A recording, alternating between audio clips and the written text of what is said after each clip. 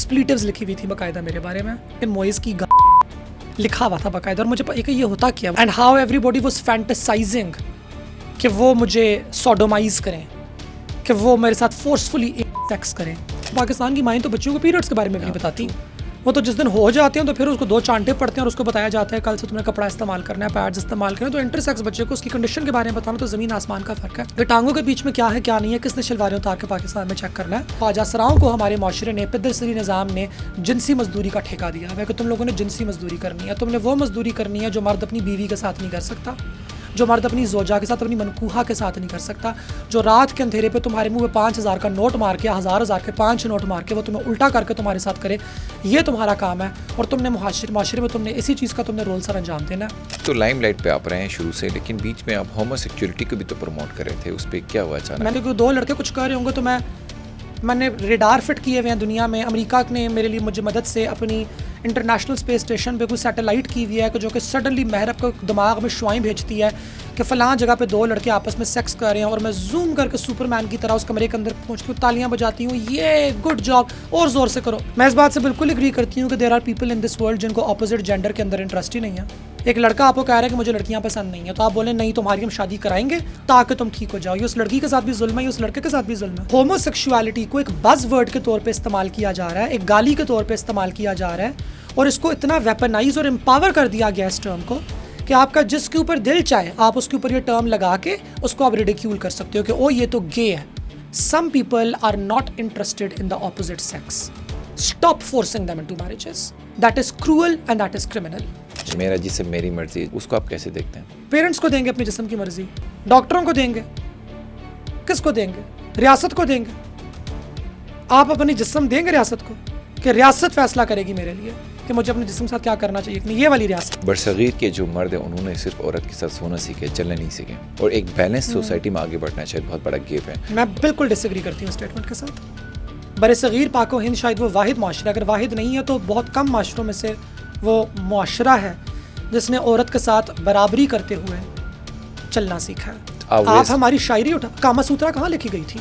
हमारे यहाँ लिखी गई थी। अगर आप हिंदू माइथोलॉजी उठा के देखें, अगर शिव इज पावर तो शक्ति इज व्हाट? पार्वती। बैलेंस में चलती है। धरती माता है, हमारे यहाँ धरती पिता नहीं है, धरती एक औरत कंसिडर की जाती है। मारिया भी आपके बहुत ज़्यादा आके क्रिटिसाइज करके कहते कि मेहरब वल्गैरिटी को प्रमोट करिए। मारिया भी को फिर क्या मसला, इतना ज़्यादा आपके पीछे पड़ गया वल्गैरिटी को प्रमोट करिए, चीज़ें करिए? उनके हिडियस डिज़ाइंस जो वो निकाल चुकी हैं, एक दफ़ा उन्होंने without any bra see through shirts के अंदर मेरे ख्याल से एक फैशन वीक के अंदर एक मॉडल को बाहर भेजा है। हर ब्रेस्ट्स वर कम्प्लीटली विजिबल। वो तस्वीरें इंटरनेट के ऊपर मौजूद हैं। उस वक्त मारिया भी वल्गैरिटी प्रमोट नहीं कर रही थी। अभी पिछले साल अपनी कैंपेन की खातिर उन लोगों ने एंसेस्ट्रल ग्रेव्स पे, कब्रों पे, मुसलमानों की कब्रों पे मॉडल्स खड़ी करके नचाई हैं। उस वक्त वल्गैरिटी प्रमोट नहीं हो रही थी। पाकिस्तान के अंदर जो ख़वातीन के ऊपर, ख्वाजा सरा के ऊपर होता ही होता है, डोमेस्टिक वायलेंस होता है, इकोनॉमिक प्रेशर होता है, बहुत सारी चीज़ें होती हैं, इसलिए कि खातून ज़ाहिर इकोनॉमिकली साउंड नहीं होती, फाइनेंशियली साउंड नहीं होती, या उसके मीन्स नहीं होते। फिर उसी में पैट्रियार्की भी है हमारी सोसाइटी में बहुत ज़्यादा। इसमें मर्दों को क्या ऐसी चीज़ है, वो इसे इतने एग्रेसिव, इतने हमारी सोसाइटी का मसला है या पैट्रियार्की का जेन्युइन एक मसला क्या है? Aggression is considered masculine. अगर एग्रेशन वाज कंसिडर्ड फेमिनिन तो शायद मर्द करते हुए कतराते। अगर कहा जाता कि गुस्सा करना तो औरत की खिसलत है तो शायद मर्द करते हुए कतराते हैं। हमने गुस्से को एसोसिएट किया है मर्दानगी के साथ, तो मर्दों के पास कोई डिसइंसेंटिव नहीं है गुस्सा ना करने का। गुस्सा ना करने वाला मर्द हमारे यहाँ अच्छा कंसिडर किया जाता है। औरत की दोस्त है, दुश्मन है? वैसे मर्द भी मर्द का दुश्मन है नहीं है। अभी किसी मर्द ने टांगे नहीं काटी आज तक? आपकी बैक बाइटिंग नहीं की किसी दफ्तर में? किसी को बोले इससे ज़्यादा अच्छा काम तो मैं आपको करके दे सकता हूँ और 1 लाख रुपये सस्ते में। Man also do that. जिनसियत रियासत का मामला नहीं है, किसी के बेडरूम में घुसने की भी ज़रूरत आपको नहीं है। वो खान साहब और बुशरा बीबी हों, या वो Khan sahab and a million other names that are in hiding right now हों, या वो अदर पीपल हो, वो कोई भी हो। माई पॉइंट बेसिकली भी है कि जब आपके फेवरेट सियासी लीडर के साथ ये काम होता है तो आपको एतराज़ात होते हैं, आप कहते हैं कि उनका प्राइवेट मैटर है। लेकिन आप बड़े आराम से किसी दूसरे सियासी लीडर के ऊपर गे होने का इल्ज़ाम भी लगा देते हैं और रैंडमली लोगों को कह देते हैं कि या तो ये गे हैं या ये गे होने को प्रमोट कर रहे हैं। भाई हाउ डू यू नो? उन्होंने आपके भाई के साथ किया, उन्होंने आपके बाप के साथ किया, how do you know? Pakistan को लिबरल ना होने में या एक रिलीजन को मिसयूज़ करने में एस्टेब्लिशमेंट का कितना बड़ा रोल है? सारा रोल ही एस्टेब्लिशमेंट का। और देखें लिबरल तो एक बहुत पॉलिटिकल टर्म है। लिबरल का तो हज़ार मतलब हो रहा है ना। लिबरल का सबसे पहले फंडामेंटली मतलब ये है कि रियासत मार्केट में इंटरफेयर नहीं करेगी, और एज बिकॉज रियासत मार्केट में इंटरफेयर नहीं कर रही तो फिर रियासत लोगों की ज़िंदगी में भी इंटरफेयर नहीं करेगी। हमारे यहाँ तो हिसाब ही गलत है, हमारे यहाँ कुछ और ही है। मार्केट में रियासत इंटरफेयर करती है रिच को फेवर करने के लिए, और लोगों की ज़िंदगियों में रियासत इतना टेक्निकली इंटरफेयर नहीं करती। तो मैं जब 8th और 9th के अंदर गई थी, और तब बॉयज़ की आपस में डिस्कशन स्टार्ट हो जाती है।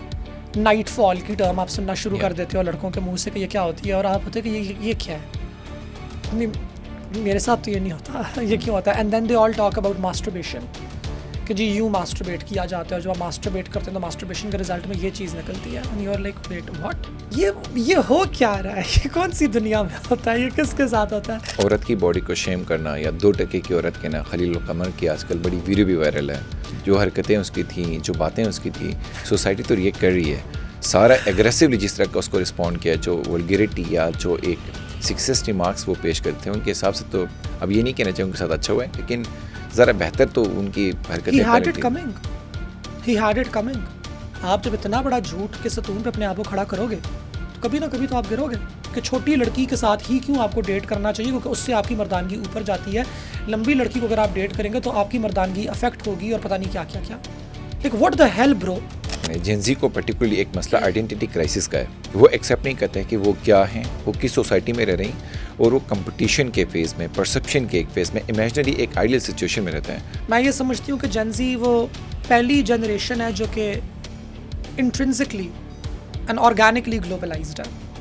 उन्हें ग्लोबलाइजेशन सीखनी नहीं पड़ी, they are very much globalized. जो ग्लोबलाइजेशन वर्सेस लोकलाइजेशन का जो कॉन्फ्लिक्ट है, ये वहाँ पे आके ख़त्म हो जाता है, बिकॉज अब आप इस बात से मुनकिर हो ही नहीं सकते।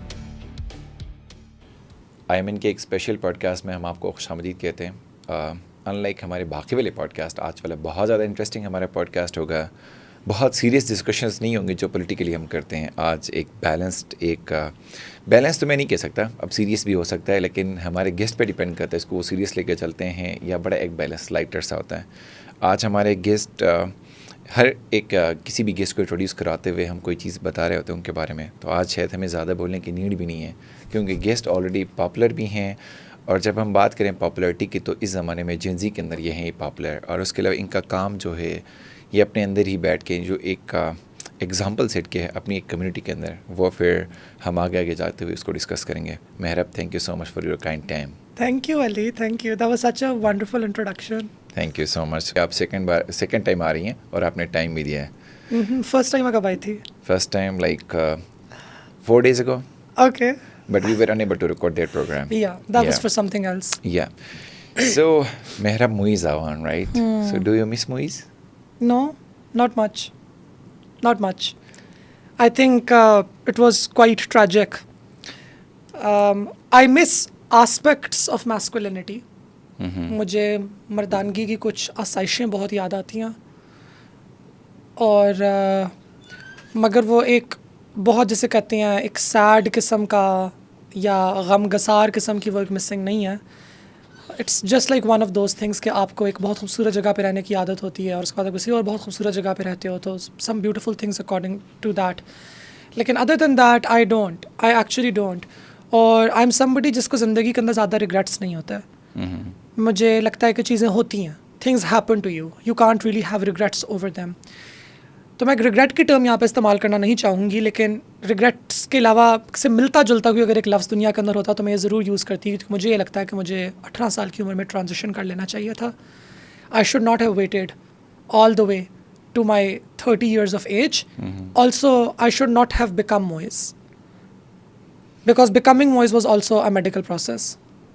Like, I mean, Moiz कैसे Moiz हुआ? I mean, it was renowned like बड़ा ज़बरदस्त वोकल, और हर बंदा जानता है Moiz। फिर मेहरब उससे भी बोल्ड। कैसे Moiz हुआ था वैसे?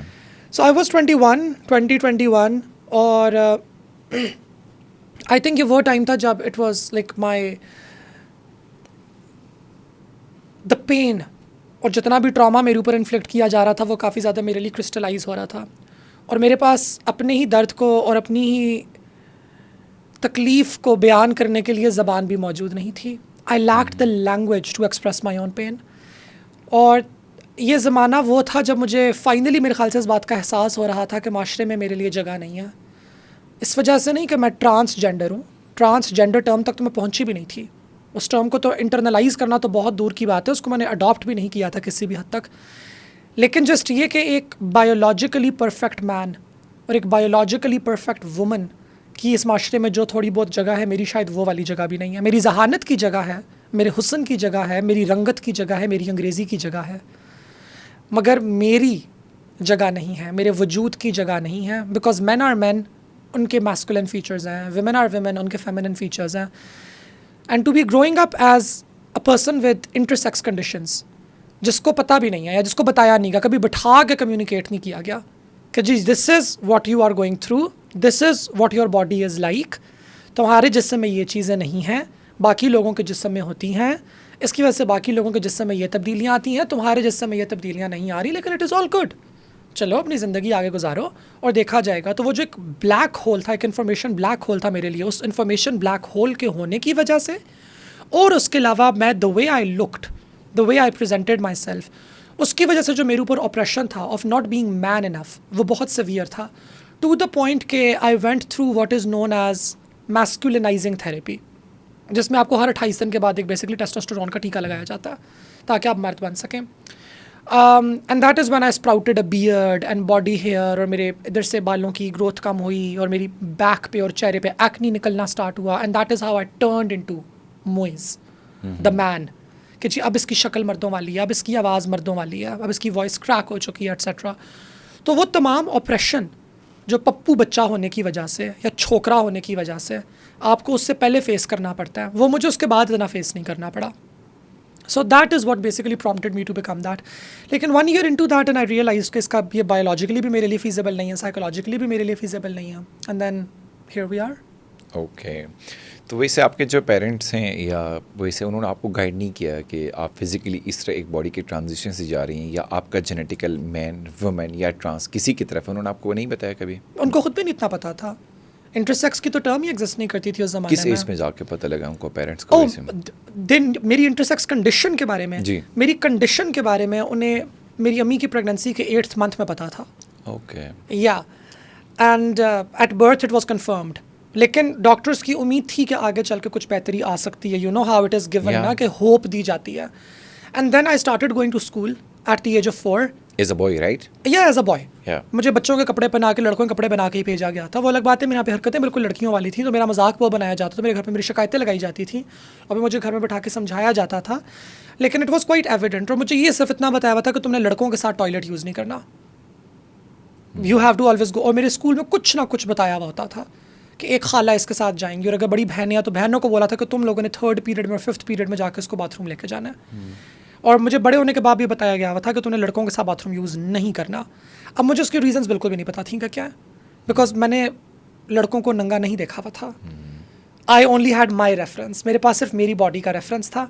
अगर मेरे पास किसी दूसरी ब्राह्मणा बॉडी का रेफरेंस होता तो शायद मैं बता सकती थी कि अच्छा oh this is the part which you are missing, ये है वजह, लेकिन मेरे पास वो रेफरेंस भी नहीं था।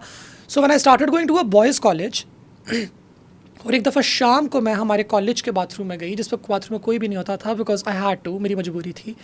और जब मैंने देखा कि बाथरूम हर 3 क्यूबिकल्स थे और हर क्यूबिकल के अंदर मेरा नाम लिखा हुआ था और एक्सप्लीटिव्स लिखी हुई थी बाकायदा मेरे बारे में।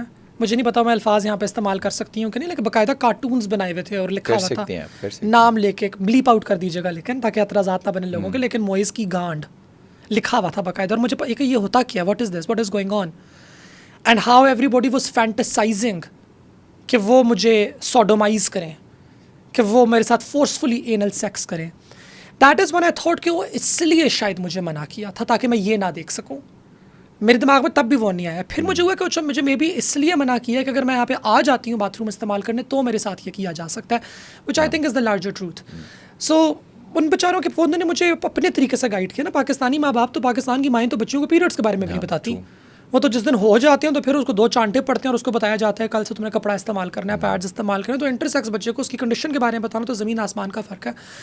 Also people, parents are not really worried about the intersex condition, they are worried about your gender identity. मसला उनको उस चीज़ का ज़्यादा होता है, डर उनको उस चीज़ का ज़्यादा होता है कि टांगों के बीच में क्या है क्या नहीं है, किसने शलवारें उतार के पाकिस्तान में चेक करना है। उससे तो हल्का फुल्का आपको बचा ही देंगे, लेकिन अगर आपके बच्चे में मर्दानगी ही नहीं है, अगर वो बोलना शुरू करता है और उसके मुंह से गा की जगह घी निकलता है कि मैं जाऊंगी, मैं आऊंगी, तो टेंशन आपको फिर तब होती है कि ओ डैम, अब क्या होगा, अब इसके साथ किस किस्म का मजाक होगा. So they knew, I did not know, I had no reference. तो मैं जब 8th और 9th के अंदर गई थी और तब यू नो बॉयज़ की आपस में डिस्कशन स्टार्ट हो जाती हैं. नाइट फॉल की टर्म आप सुनना शुरू कर देते हो लड़कों के मुंह से कि ये क्या होती है, और आप होते हैं कि ये क्या है. मेरे साथ तो ये नहीं होता. ये क्यों होता है? And then they all talk about masturbation, कि जी यूँ मास्टरबेट किया जाता है, और जब आप मास्टरबेट करते हैं तो मास्टरबेशन के रिजल्ट में ये चीज़ निकलती है. And you are like wait what, What these guys are talking about? ये हो क्या रहा है, ये कौन सी दुनिया में होता है, ये किसके साथ होता है. And that is when you start figuring out कि आपकी बॉडी में वो चीज़ें नहीं हैं जो बाकी लोगों की बॉडी में, आपकी बॉडी के वो वाले फंक्शंस नहीं हैं. But the good thing about me also is I will also take it as a moment of pride कि I was very self exploratory. मैंने खुद ही अपने आप को एक्सप्लोर भी करना शुरू कर दिया, और मैंने लाइब्रेरी से किताबें भी निकाल के पढ़नी शुरू कर दी, और मैंने बायो की किताबें भी निकाल के पढ़नी शुरू कर दी. तो ट्रांस की टर्म भी मैंने किसी किताब में नहीं पढ़ी, और इंटरसेक्स की टर्म भी मैंने किसी किताब में नहीं पढ़ी. और जो हर्मैफ्रोडिटिज्म की टर्म उस वक्त एक आर्केक टर्म है जो कि अब आउटडेट हो गई है, और उस टर्म को ये पॉलिटिकली इनकरेक्ट लफ्ज़ है, इस तरह की टर्म्स इस्तेमाल होती हैं, तो मुझे उनमें भी अपना जवाब कहीं पे भी नहीं मिल रहा था. So I was quite confused. लेकिन एट द वेरी लीस्ट मेरी एक अच्छी बात ये थी कि even though no matter what was going on, I was quite confident in my body. Through जो प्यूबर्टी की बाकी लोगों की एज थी, जो कि मेरी तो हुई नहीं, लेकिन मैंने कम से कम, मुझे अपनी बॉडी से घिन नहीं आती थी, मुझे अपनी बॉडी से नफरत नहीं थी. मैं शीशे में देख के खुद को लान तान या कोसती नहीं थी कि वो तुम लड़की नहीं हो या तुम लड़का नहीं हो, ये क्या हो तुम, ब्ला ब्ला ब्ला ब्ला ब्ला. नो, इतना जिस्म के साथ मेरी नफरत नहीं थी कभी भी. वो मेरी अपनी अंदर एक बॉडी के साथ एक बहुत अच्छी, एक बहुत हेल्दी सिक्योरिटी डेवलप हो गई हुई थी कि जी this is who I am, this is what my body is like, and I like it. Shumaila Bhatti फिर कहाँ से आई? मेहरब फाइन, मुइज़ उससे पहले वाला. शुमाइला भट्टी का फिर क्या कॉन्टेक्स्ट है, वो कब आई और वो कहाँ से आई? क्योंकि बीच में एक फेज़ में you are Shumaila Bhatti, right? अच्छा, I was never Shumaila Bhatti. Shumaila Bhatti was a character that I was playing. और शुमाइला भट्टी कभी पॉपुलर नहीं होनी चाहिए थी. I find it quite unfortunate कि वो पॉपुलर हो गई, और फॉर्चुनेट बिकॉज उससे मुझे सारी शोहरत मिली, लेकिन she was never suppose to be popular. Shumaila मेरा एक फेसबुक पेज था जो कि ओपन था, और मैंने कभी उसको क्लोज करने की जहमत नहीं की, बिकॉज मुझे वहमो गुमान में भी नहीं था कि ये वायरल हो जाएगी या कुछ होगा. और उस पर गिने हुए 7 से 17 मेरे कुछ दोस्त थे, और मैं अमेरिका गई हुई थी, और मैं वाशिंगटन डीसी में थी. And if you ever been to Washington DC, it's like Islamabad on steroids, and I was terribly lonely over there. It's Washington DC को ना फिगर आउट करते हुए आपको कम से कम 1.5 साल 2 साल लग ही जाते हैं. बहरहाल आई वाज इन वाशिंगटन डीसी, और मैं वाशिंगटन डीसी लाहौर से गई थी. उससे पहले I was in Lahore for like a year and a half. So मुझे लाहौर भी बहुत याद आ रहा था, और मुझे पाकिस्तान भी याद आ रहा था बहुत ज़्यादा. तो मेरी एक कॉमेडिक सी पर्सनालिटी तो है, I joke quite a lot, humour is my defence mechanism. तो मैंने वो एवं ही बनानी शुरू कर दी वीडियोस अपनी स्नैपचैट पे. और मेरे एक दोस्त ने मुझे बोला कि यार ये तुम ना ग्रुप इस पे पेज पे डाला करो, एक पेज बनाओ ताकि हम लोग सारे वहाँ पे देखा करें. स्नैपचैट में किसी का मसला है, किसी का चलता नहीं है, किसी का एंड्रॉयड फ़ोन है. तो मैंने वो तमाम वीडियोज़ वहाँ से डाउनलोड करके वहाँ पर डालनी शुरू कर दी वैसे ही. एंड तीसरे दिन मेरी आँख खुली, और मुझे कोई ख्याल से 5-6 मिस्ड कॉल्स आई हुई थी, और अंबर शमसी उस वक्त डॉन न्यूज़ के साथ होती थी. She had reached out to me for a comment, and I went ahead and I open my Facebook, and it was blowing up. Like मेरे ख्याल से तब 100 नोटिफिकेशन, सुपर नोटिफिकेशंस आती भी नहीं थी ना. तो वो 2016 है, तो it was like 100+, and it was my Facebook had blown up, my videos were viral, they were everywhere. And there were 2-3 groups जिनसे मुझे मेरी फीमेल फ्रेंड्स ने स्क्रीनशॉट्स लेके भेजी हुई थी कि ये गर्ल्स ग्रुप्स हैं या ये को ग्रुप्स हैं, इनके अंदर तुम्हारी वीडियोस शेयर हो रही हैं. वहाँ पे नीचे ये 1-2 लड़कियाँ तुम्हारे बारे में ये कमेंट्स कर रही हैं. मैं लड़कियों को जानती भी नहीं थी कि ये कौन है, और लड़कियों ने मेरे बारे में वहाँ पे कमेंट्स की हुई थी कि ओ हम इसको जानती हैं, ये मेरी छोटी बहन का क्लास फेलो है, या मेरे छोटे भाई का क्लास फेलो है, या मेरे कज़न के दोस्त का क्लास फेलो है, और इसकी तो असल में भी हरकतें बिल्कुल ऐसी हैं, हा खुसरा कहीं का. And that's when I truly went into a panic mode कि what the hell, Trump is president, I have gone viral on a Pakistani Muslim passport अभी in the US. और एक वाक़या मैं आपको बताना चाहूँगी. यहाँ पे हुआ यह था कि जिस दिन इलेक्शन था ना, ये बहुत से लोगों के साथ हुआ था. जिस दिन ट्रम्प का इलेक्शन 2016 का इलेक्शन था, उस दिन there was a knock at my door, and I opened the door and there was 2 white people outside, and they said hi, this is our name and we are from the CIA. Oh. And they just came in to talk to me. और उन्होंने 2 घंटे की मेरे साथ मुलाकात की, और मैंने उनको काफ़ी चीज़ें भी खिलाई, कॉफ़ी बना के उनको मैंने दी, बट they were satisfied कि ये दहशतगर्द तो नहीं है. So they went, but I was panicking quite a lot कि ये क्या हो रहा है. And I know Trump is very transphobic, the Republican Party is quite transphobic, so I was very scared. So Shumaila Bhatti went viral during that. So my first response was, okay, damage control. Get on in front of a camera और बहुत serious होकर यूं करके बैठो और इस तरह करके आवाज़ निकालो और बताओ कि जी सब कुछ बराबर है और ये तो बस मैं एवे ही पाकिस्तान का पॉजिटिव इमेज प्रमोट करने के लिए, कुछ भी नहीं है. All of the intelligent stuff that I have said about Shumaila Bhatti and the people ने जिससे मतलब निकाला हुआ है कोई लड़कियों के हकूक़ के ऊपर, औरतों के हकूक़ के ऊपर बात हो रही है. With all due respect, that is the public's perception. I was just doing it for fun. I was just picking up a camera and recording fun videos that I was having fun with. It was my catharsis. It was my Pakistani catharsis. और मेरे दोस्त enjoy कर रहे थे. But it went viral and the Pakistani public drew out its own meaning from that. Which also goes to show कि पाकिस्तान में अगर आपकी दाढ़ी मूंछी है तो आप औरत का किरदार भी अदा करेंगे तब भी लोग आपको चाट के गले से लगाएंगे. लेकिन अगर उनको पता चल गया कि आप हकीकी ख्वाजा सरा हैं तो बस फिर आपकी लान तान शुरू. कितना मुश्किल होता है इस सोसाइटी के अंदर ख्वाजा सरा को महरब बन के आपको कितना चैलेंज लगा? मुईज़ का एक फैक्टर या एक कैरेक्टर या शुमाइला भट्टी वाला जो कैरेक्टर का था किसी हद तक तो ठीक है, महरब बन के भी चैलेंजेस रहे या महरब बन के आपको फिर ना रहे? लेकिन इंटरनल चैलेंजेस नहीं रहे ना.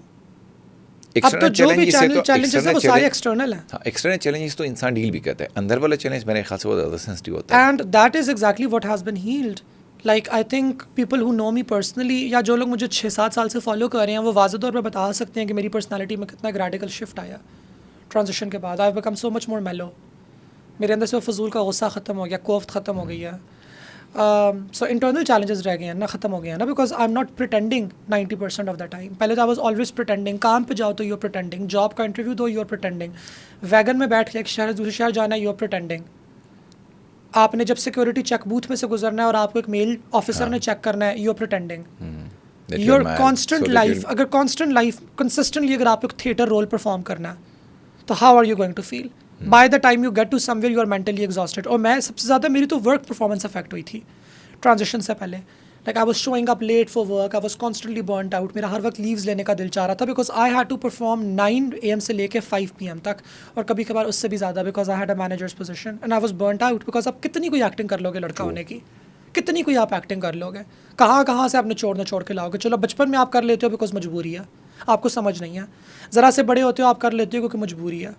बॉयज़ कॉलेज में और गर्ल्स कॉलेज में जा नहीं सकते हो और उसके अलावा और कोई स्कूल्स मौजूद नहीं हैं. उससे ज़रा से बड़े होते हो तो कर लेते हो क्योंकि मजबूरी है, डिग्री भी तो हासिल करनी है. उससे ज़रा से बड़े होते हो फिर दोबारा कर लेते हो कि चलो रिपब्लिकन प्रेसिडेंसी के अंदर मास्टर्स पूरा करना है. उससे ज़रा से बड़े होते हो आगे चल कर चलो फिर दोबारा कर लोगे, चलो शुरू की नौकरी है 1-2 साल. कब तक बहाने जवाब तलाश करते रहेंगे आप अपने लिए? तो कहीं ना कहीं पर तो it is going to give in, कहीं पर the true you is going to come out. कहीं पर तो आपके अंदर से आपकी जो रूह है उसने चीखना है और उसने बोलना है कि बीबी मेरी बात सुनो, हिसाब तुमने जाके मेरा देना. कल को खुदा ने अगर तुम्हें गले से पकड़ा क़यामत के रोज़ और तुमसे ये वाली बात पूछी कि मैं तुम्हें तुम्हारी हकीकत तुम्हारे अंदर डाल के और तुम्हारे ऊपर आवेज़ा और आश्कार करके तुम्हें इस दुनिया में उतारा था, तुमने उसका कितना कोई हक अदा किया? वहाँ पे खड़े होकर तुम माशरे का जवाब पेश करोगी कि वो सोसाइटी बहुत बुरी थी तो इसलिए मैं लड़का होने की एक्टिंग कर रही थी. God did not make you a man. God did not make you a man. God made you who you are and you know who you are. Are you brave enough to accept your truth and be this person? And that is the question that I actually landed at. कि कब तक, यानी कि किसके लिए सारे के सारे ड्रामे हैं, किसके लिए? And I was lucky because मेरी mental health therapy चल रही थी and I've always been very consistent with my mental health. So my therapist basically once asked me, let's go deep. Who are you afraid of? And you know what the answer was? I was afraid of the guys that I taught tuition back when I was in my early 20s and late teens. And that's when I ask my self the question कि तुम अपनी ज़िंदगी के फ़ैसले इसलिए नहीं ले रही क्योंकि तुमने लड़के के रूप के अंदर कुछ नौजवान लड़कों को ट्यूशन पढ़ाई हुई है और तुम्हें ये डर है कि उनमें से 3 मेरे पास फेसबुक के ऊपर ऐड हैं तो वो मेरे बारे में क्या सोचेंगे. या तुम डर रही हो अपनी किसी एक खाला या अपने किसी एक रिलेटिव की वजह से who lives in a godforsaken village, जिनकी अपनी ज़िंदगी मिजरेबल है, जो कि अपनी उनकी मेंटल हेल्थ मिजरेबल है, अच्छी पेरेंटिंग उन्हें नहीं करनी आती, अच्छी जेंडर वैल्यूज़ उनकी नहीं है, अच्छी सोशल वैल्यूज़ उनकी नहीं है. और इज़ दैट योर बेंचमार्क कि वो लोग मेरे बारे में क्या सोचेंगे, मेरे बारे में क्या कहेंगे? And that is when I was I think I need to embrace my truth. And that's when the next question started. If you are not who you are pretending to be, then who are you?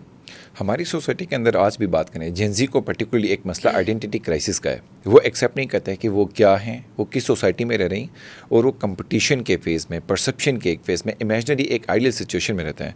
इसको आप कैसे देखते हैं overall? Gen Z आज बैठ के एक struggling face में ना, वो होते कुछ और हैं सोशल मीडिया पे, ग्राउंड रियलिटी बिल्कुल मुख्तलिफ है. इवन अपने अंदर की भी वो एक्सेप्टेंस अपनी रियलिटी को करने को तैयार है. इसके बारे में आपका क्या कमेंट है? मैं तो डिसएग्री करूँगी आपकी बात से बिल्कुल. मैं ये समझती हूँ कि जेंजी वो पहली जनरेशन है जो कि इंट्रिंसिकली एंड ऑर्गेनिकली ग्लोबलाइज्ड है. उन्हें ग्लोबलाइजेशन सीखनी नहीं पड़ी, they are very much globalized. जो ग्लोबलाइजेशन वर्सेस लोकलाइजेशन का जो कॉन्फ्लिक्ट है ये वहाँ पे आके ख़त्म हो जाता है, बिकॉज अब आप इस बात से मुनकिर हो ही नहीं सकते। और हर जनरेशन के कुछ प्रोज होते हैं और हर जनरेशन के कुछ फ्लॉज होते हैं। और मुझे तो एस्ट्रोलॉजी भी बहुत पसंद है, तो मैं तो इसको उससे भी लिंक करती हूँ कि आपका नेपच्यून, आपका यूरेनस, आपका प्लूटो ये आसमान के किस हिस्से में थे। और ऑफ कोर्स आजकल की जनरेशन जब पैदा हुई है तो वो एक और डिफरेंट हिस्से में थे हमसे जब हम पैदा हुए हैं। तो and for people who are critical of astrology, go in the comments और आप लोग अपने रैशनल आर्ग्यूमेंट्स दे दें। लेकिन मुझे तो ये लगता है कि उस वाली चीज़ का भी एक ज़रा सा इन्फ्लुएंस होता है, and they are quite idealistic. लेकिन क्या हम नहीं थे जब हम बड़े हो रहे थे? अली लेट्स बी रियल, क्या हमारे बारे में ये बातें नहीं की जा रही थी? हम लोग अपने 20s में थे कि ये अपनी माशरी अक़दार भूल चुके हैं और आजकल के बच्चे तो बिल्कुल ही मादर पिदर आज़ाद हो गए हैं। और मुझे पूरा यकीन है कि हमसे जो ऊपर वाले हैं, क्या है वो, जेन एक्स हैं, जेन एक्सर्स। जेन एक्सर्स भी जब बड़े हो रहे थे उनके बारे में भी यही कहा जा रहा था कि जी अब तो फ़ोन आ गया था। वो PTCL के फ़ोन आए थे ना, कि फ़ोन आया तो फ़ोन से बच्चे ख़राब हो गए हैं। उनसे पहले वालों के बारे में भी यही कहा जा रहा था। तो मेरे ख्याल से हर नई जनरेशन जब 30s को पहुँचती है तो उसको एहसास होता है कि we are not the coolest any more. अब हमसे नीचे वाले ज़रा ज़्यादा कूल हैं हमसे, और उसके बाद उनको थोड़ी सी जेलसी महसूस होती है। सो आप, हमें लगता है हमें जेलसी हो रही है जेंजी से, जिसके मुझे तो बिल्कुल भी जेलसी नहीं होती। जेलसी होनी मुझे तो चाहिए। जेंजी बहुत लाइटर प्यारे नोट लगते में हैं। ये कह रहा हूँ, लाइटर नोट के अंदर जेंजी के डिफरेंसेस की मैं नहीं बताता कि सोशल क्या है, सिर्फ ग्राउंड रियलिटी और इमेजिनेटिव वो एक अप्रोच को लेके वो चल रहा है, तो उसकी वजह से बहुत ज़्यादा गैप आ रहा है। मुझे जो गैप नज़र आता है जेंजी के अंदर, and I will say this as an employer, because मेरा काफ़ी ज़्यादा जो मेरे एम्प्लॉयज़ हैं वो जेंजी रह चुके हैं, एंड आई लाइक मैंने जेंजी को यहाँ से यहाँ लिफ्ट भी किया हुआ है और मेरे कुछ जेंजी फेलियर्स भी रह चुके हैं। मुझे लगता है जेंजी का जो सबसे बड़ा चैलेंज है, they are terrible with pen and paper. उनको कागज़ के ऊपर एक चीज़ बिल्कुल भी नहीं उतारनी आती। क्रिएटिविटी के हवाले से they are amazing, new ideas के हवाले से दे आर अमेजिंग, मगर वो कागज़ पे चीज़ नहीं उतार सकते। As a result of that they are unable to decipher, make patterns and put strategies down. Strategic planning पे आप बिठा देना किसी जेंजी वाले को, वो जमाइयाँ लेना शुरू कर देगा 2 मिनट को, उसका दिमाग ही नहीं काम कर रहा बिल्कुल। सो आई थिंक यहाँ पे आके एक ज़रा सा गैप आता है थोड़ा सा जेंजी को लेकर। जेंजी वाली बात में नीचे करने वाला था, लेकिन अब ऊपर आ गए तो चलो डिस्कशन होगी। बट हम ट्रांस वाली सिचुएशन से ही आगे जाएंगे। जितने भी एक गुरु का कॉन्सेप्ट होता है ट्रांस के अंदर, बहुत सारे लोगों को नहीं पता। ठीक है, अब हमारे GB के अंदर बात करें, नॉर्थ के जो लोग हैं वो बहुत ज़्यादा उनको नहीं पता गुरु का क्या कॉन्टेक्स्ट है, वो कोई स्लेवरी है या हर ट्रांस ने जाके ही ज्वाइन करना होता है, या क्या कॉन्टेक्स्ट है? वैसे इसको आप कह सकते हैं हिस्टोरिकली बताऊँ आपको, हिस्टोरिकली भी और प्रैक्टिकली पाकिस्तान के कॉन्टेक्स्ट में ये क्या होता है? सो हिस्टोरिकली बेसिक कॉन्सेप्ट ये था कि Pakistan is predominantly a very Sufi place. Pakistan के अंदर इस्लाम का spread has also been very Sufi. ये तमाम चीज़ें चेंज होती हैं कॉलोनाइजेशन के बाद, जब जो सूफ़ी श्राइन्स थी उनको ब्रिटिश कलोनियल सिस्टम ने को-ऑप्ट किया वक्फ बोर्ड्स के ज़रिए, क्योंकि कलोनियल क्योंकि जो श्राइन्स थी, श्राइन्स और also the places of resistance to the colonial empire. और उसके बाद सक्सेसफुली हमारे पास जो इस्लामिक मूवमेंट्स चली लेट 1800s और अर्ली 1900s के अंदर, वो ब्रिटिश कलोनियल मिशनरीज़ के ख़िलाफ़ थी, वो उनके रिस्पॉन्स में थी। उन्होंने देखा कि ओ ये तो आ रहे हैं गोरे और ये आके अपनी क्रिश्चियनिटी भी यहाँ पे स्प्रेड कर रहे हैं और इस तरीके से कर रहे हैं, तो वो जिस तरीके से कर रहे थे उस तरीके से डर के, इंस्पायर होके वही तरीका अडॉप्ट करके मॉडर्न मुस्लिम मूवमेंट्स चली। I think except for possibly the Ismaili streak of Islam which was, जिसने मॉडर्निटी को ज़रूर अडॉप्ट किया है लेकिन उसने क्रिश्चियन ऑर्थोडॉक्सी को अडॉप्ट नहीं किया, वो उस रूट के ज़रिए नहीं आया। उनकी modernization was very unique, very different. बाकी इस्लामिस्ट्स ने यह किया कि उन्होंने मॉडर्नाइज़ किया ख़ुद को मेथडोलॉजी में, सिर्फ प्रोसलिटाइजिंग की, तबलीग और इशात की। बाकी जो चीज़ें मॉडर्निटी के साथ लिंक्ड थी उन्होंने उसको होली सोली रिजेक्ट किया। तो एक बड़ा यूनिक फिनोमेना था इस्लामिक मूवमेंट्स का। इससे मिलती जुलती मिसाल आपको जो मिलती है वो अभी क्रिश्चियन एवेंजेलिकल्स की मिलेगी, जिन्होंने मॉडर्न सोशल वैल्यूज़ की रिजेक्शन के लिए मॉडर्न प्रोसलिटाइजिंग और इशात के मेथड्स को अडॉप्ट किया। सो श्राइन्स हमारे पास डिक्लाइन के अंदर जाती गई, लेकिन उससे पहले कॉलोनाइजेशन से पहले श्राइन्स और श्राइन्स से रिलेटेड जो सूफ़ी कॉन्सेप्ट्स थे वो काफ़ी आम थे, वो कल्चर के अंदर मौजूद थे। उस्ताद को गुरु माना जाता था कि आप कोई भी चीज़ उस्ताद होता है को श्राइन के अलावा भी, श्राइन से तो आया ना, क्योंकि मुर्शिद और मुरीद वाला जो कॉन्सेप्ट है हमारे पास बेसिकली, कि आप किसी से सीखते हो, आप खुदा से इश्क भी किसी से सीखते हो, इश्क मौला जो है वो भी आप कहीं से सीखोगे, वो आएगा आपको। आप द परवीन याद आ गए आपकी इस बात से। तो कुछ को तो फिर नूर मिला हुआ है ना खुदा की जानिब से, वो तो हम उससे तो मुनकर अगर चले कुछ मुसलमान अगर होना चाहें तो वो होना चाहे, मैं वो वाली बात जाना ही नहीं चाहती उस तरफ, लेकिन अगर आप सीखना चाहते हैं तो आप किसी की शागिर्दी में रहेंगे। तो आप शागिर्दी में रहते थे।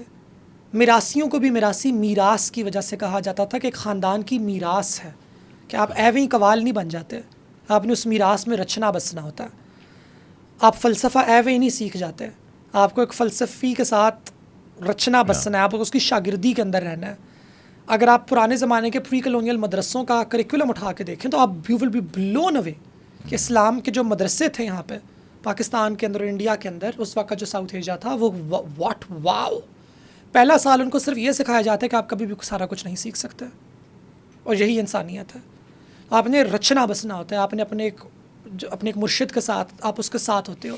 ख्वाजा सराओं में भी यही कॉन्सेप्ट था, और वो कॉन्सेप्ट ये था कि आप क्योंकि मर्द नहीं हो और आप औरत नहीं हो, और इस माशरे ने आपको एक तीसरी जिन्स की कैटेगरी आपके लिए क्रिएट की हुई है। वो कितनी दुरुस्त है कितनी गलत है इस पर तो हज़ारों डिबेट्स हो सकती हैं, मगर माशरे का रूल यह है कि उसके अंदर एक तीसरी जिन्स की कैटेगरी मौजूद है, और इस कैटेगरी की वजह से आप जंगजू भी बन सकते हो, वज़ीर भी बन सकते हो, इस्लाम की इताअत व इशाअत भी कर सकते हो, थिएटर भी कर सकते हो, स्ट्रीट थिएटर, पैगामात लेके जाना, माशरे के अंग, उसके ज़रिए परफॉर्मेंस के ज़रिए लोगों को वाली चीज़ परफॉर्म करना। मगर ये एवं ही आपको नहीं आएगा सारा कुछ। मर्द को भी मर्दानगी सीखने के लिए उस ज़माने में जैसे भेजा जाता था कि जाओ किसी सिपा सालार के साथ जाओ, औरतों को भी जनानगी सीखने के लिए किसी के साथ लगाया जाता। तो इस तरह आपको भी ख्वाजा सरायत सीखने के लिए किसी के साथ लगना होगा, और जिसके साथ आप लगेंगे वो आपकी गुरु होगी, वो गुरु आपको सिखाएगी बहुत सी चीज़ें। और इसके अंदर एक बहुत इंपॉर्टेंट रोल गुरु का ये था, क्योंकि गुरु जो थी, she is the custodian of the khwaja सरा कल्चर। और ख्वाजा सरा कल्चर की इंपॉर्टेंस यहाँ पे समझना बहुत ज़रूरी है कि ख्वाजा सरा कल्चर फिर है क्या। ख्वाजा सरा culture was considered a bridge between masculinity and femininity. ख्वाजा सरा कल्चर का ये बहुत इंपॉर्टेंट रोल था कि उसके पास मर्दों की भी इंफॉर्मेशन है, क्योंकि उसको मर्दों से पर्दे की इजाज़त नहीं है, हुक्म नहीं है, इजाज़त सॉरी नहीं, हुक्म नहीं है, और औरतों से पर्दे का, तो औरतों को तो उससे पर्दे का हुक्म है ही नहीं। ये बात तो वाज़ेह है सब पे, बिल्कुल। तो she can go both places, वो मर्दों के हुजरे में भी जा सकती है और वो औरतों की बैठक में भी जा सकती है, वो औरतों की प्राइवेट अफेयर्स में भी जा सकती है। अब इतनी बड़ी चीज़ जब आपको एक जेंडर सेग्रीगेटेड माशरे के अंदर इतनी बड़ी पावर, आपको रिस्पॉन्सिबिलिटी आपको दे दी गई है, तो इस रिस्पॉन्सिबिलिटी को एक्सरसाइज करने के लिए आपको एक सर्टन मॉरल डिक्टम होना चाहिए, क्योंकि power can not be given to somebody without morality. एक मोरालिटी होती है ख्वाजा सरा होने की, कि पर्दा आपने कैसे डालना है और कैसे सीखना है आपने, और किन किन चीज़ों को आपने राज के अंदर रखना है। हो सकता है कि आपकी एक बेगम हो, आप बादशाह हैं, आपकी दो बेगमात हैं, उन दोनों बेगमात की मैं भी खिदमत करती हूँ, मेरे चेले भी खिदमत करते हैं, बिकॉज हम वज़ीर ज़ादी हैं, हम वो वाली ख्वाजा सराएँ हैं जिनको बादशाह के दरबार में रखा जाता है। अब मुझे पता चल रहा है कि आपकी और आपकी दोनों बेगमात की आपस में नाचाकी चल रही है, और दोनों बेगमात की आपस में भी नाचाकी चल रही है। Can I gossip about it? ये तो बहुत बड़ी पावर है, मेरे पास तो बादशाह की और दो मलकाओं की नॉलेज है, I can gossip about it. लेकिन आप हिस्ट्री उठा के देख लें, कलोनियल एरा से लेके प्री कलोनियल एरा पे जाएं, डॉक्यूमेंटेड है सारी साउथ एशिया की, एक ख्वाजा सरा वज़ीर ने एक बात लीक की हो आज तक, कोई नक्शा लीक किया, कुछ पता चला हो हमें कि फ़लाँ मलका की ये वाली बात हमें इसलिए पता चली है बिकॉज उसकी ख्वाजा सरा दरबार ने ये वाली बात लीक की थी, नेवर। सो ख्वाजा सरा का रोल था सीक्रेट कीपिंग, गार्डिंग सीक्रेट्स, पर्दा डालना, इसको पर्दा डालना आता है। तो इसलिए आपका किसी गुरु के साथ होना बहुत ज़रूरी है, वरना आप तैश के अंदर आएंगी और आप गॉसिपिंग शुरू कर देंगी। So that is why guru was very important, she taught you the ways. अच्छा, एक और बहुत इंपॉर्टेंट बात ये थी कि हमारी दरबारी ख्वाजा सराते जो वज़ीर ज़ादियाँ थीं और बादशाह ज़ादियाँ थीं, वो एक ख़ास ज़बान में बात करती थी, उसको फ़ारसी चांद कहा जाता था। लोगों को कहते थे कि ये फ़ारसी है, हालांकि वो फ़ारसी नहीं थी, वो हमारी अपनी सीक्रेट लैंग्वेज है, वो आज भी ख्वाजा सराओं को आती है, अब तो बहुत से लड़कों को भी आ गई है। मैं पूछने वाला था कि ख्वाजा सरा की लैंग्वेज कौन सी है, तो उसको हम फ़ारसी चांद कहते हैं। फ़ारसी चांद, हाँ। ये सिर्फ साउथ एशियन, फॉर एग्जाम्पल वो देखिए, एक लड़का बैठा हुआ है ना हमारे स्टूडियो के अंदर इस वक्त, तो अगर आप ख्वाजा सरा है ना, और मैं आपको बताना चाहती हूँ कि वो लड़का देखो जो बैठा हुआ है, तो बोलूँगी, मैं आपको बेसिकली बोलूँगी चाम ओनू, ओनू चाम, ओजे को चाम, टूलना ठिबावे उधर, ये है। तो वो कोड वर्ड्स हैं हमारे सारे के सारे, हमारी कोड एक सीक्रेट लैंग्वेज है, और हम ये सिर्फ ख्वाजा सराओं को सिखाई जाती थी। द पॉइंट बेसिकली वॉज कि आपस में अगर तुम लोगों ने बात करनी है करो, और किसी को समझना है कि तुम लोग बेसिकली बात क्या कर रहे हो। सो that is why guru was important. This is the historical context. In the current context अब क्या बादशाह, क्या मतलब, यहाँ से हम स्टार्ट हुए थे, आज की ख्वाजा सराओं की आप हालत देख लें, हमारा literacy rate is 39%। I doubt 39 भी शायद ना हो, जिस तरह के पाकिस्तान के हमें बात जो यूनिसेफ ने रिकॉर्ड किया है वो 39% है पाकिस्तान की, राइट, पाकिस्तान का। It is lower than women. Pakistan की औरत ख्वाजा सरा से ज़्यादा तालीम याफ्ता है। तो अब इसमें क्या गुरु कल्चर बन गया और क्या वो रह गया। तो अब ज़ाहिर है इसके अंदर जिस चीज़ को मॉडर्न डे स्लेवरी कहते हैं उसके आंसर आपको कुछ जगहों पे दिखाई देंगे। वो तो बहुत से पेरेंट्स भी अपने बच्चे बेचते हैं, राइट। तो वो वाली बात है ना, good parents, bad parents, neutral parents exist, good khwaja sira gurus, bad gurus, neutral gurus exist. तो वो जिस किस्म की आपकी इकोनॉमिक सूरत हाल होगी वैसे ही आपकी सोशियो पोलिटिकल सिचुएशंस डेवलप होंगी। सो ख्वाजा सरा अपने आप को कहने के लिए आपके गुरु का होना बहुत ज़रूरी है। लेकिन अब एक आज़ाद धड़ा भी आ चुका है। आज़ाद धड़ा कहता है कि गुरु की ज़रूरत नहीं है, मगर उसके अंदर भी गुरु हैं। तो ये चल रहा है। मैं ये कहना चाहूँगी कि अली राइट नाउ हम एक बहुत इंटरेस्टिंग कस्प पे हैं सिविलाइजेशन के, जहाँ पे ख्वाजा सरा कल्चर इवॉल्व कर रहा है। ख्वाजा सरा कल्चर के अंदर भी अब जिद्दत आ रही है, इनोवेशन आ रही है। अब ये इनोवेशन कितनी जाएगी आगे, क्या इसके अंदर कल्चर खुद ही ख़त्म हो जाएगा या इनोवेट होगा, लेट्स सी। ये जो गुरु वाला कॉन्सेप्ट है ये सिर्फ साउथ एशिया में या यूरोप में, वेस्ट में, उनमें क्या है? वहाँ पे जो अगर ट्रांस है तो उनके क्या कम्युनिटीज़ है? हर जगह के अपने कल्चर्स हैं, लेकिन हमें सिमिलैरिटीज़ नज़र तो आती हैं। अच्छा, हमें नज़र आता है कि ब्लैक ट्रांस कल्चर जो अमेरिका के अंदर मौजूद है उसमें भी हाउसेस का सिस्टम होता है। The house of Edwards, the house of this, the house of that. उसके अंदर एक मदर होती है, उस मदर की डॉटर्स होती हैं। ये हमें नज़र तो आता है। उसी की इंस्पिरेशन में हमें यूरोप के अंदर भी काफ़ी सिस्टम्स नज़र आते हैं। हमें नज़र आता है कि जो फीजी आइलैंड्स और पैसिफिक आइलैंड्स हैं वहाँ पे सिस्टरहुड्स होती हैं, और वो प्री कॉलोनियल टाइम से चलती आ रही हैं।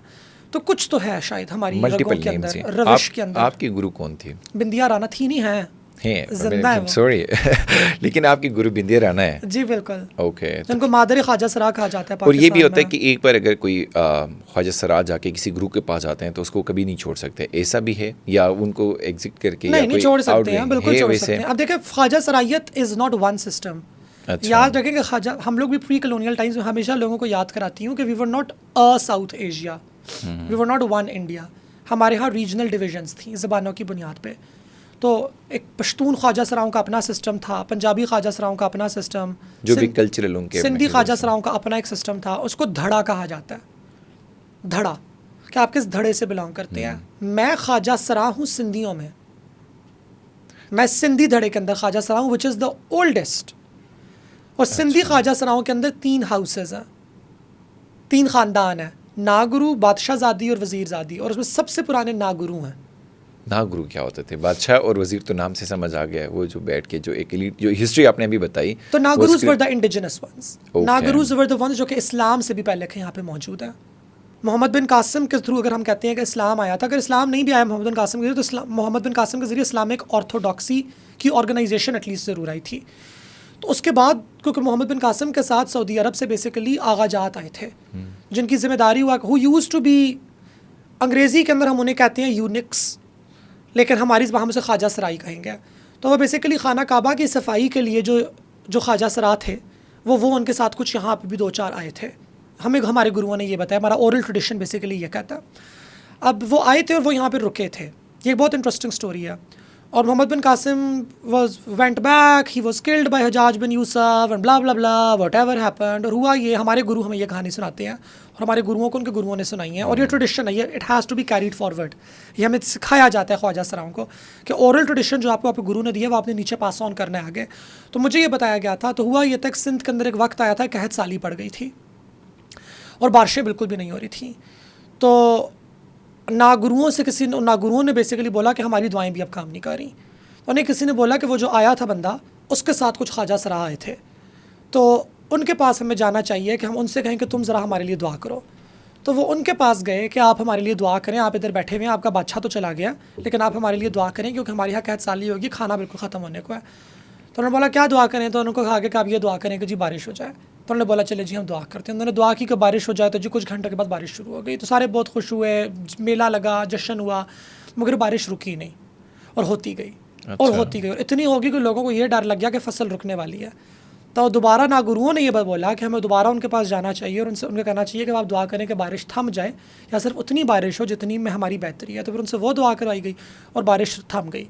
तो उसके बाद नागुरुओं ने ये प्रपोजिशन दिया वहाँ की जो इंडिजिनस लोगों को कि now these are one of us, हम इनकी ताकत तस्लीम करते हैं, इनके पास खुदा तक का कनेक्शन है and all what ever, you know, वो जो mythology basically goes that way.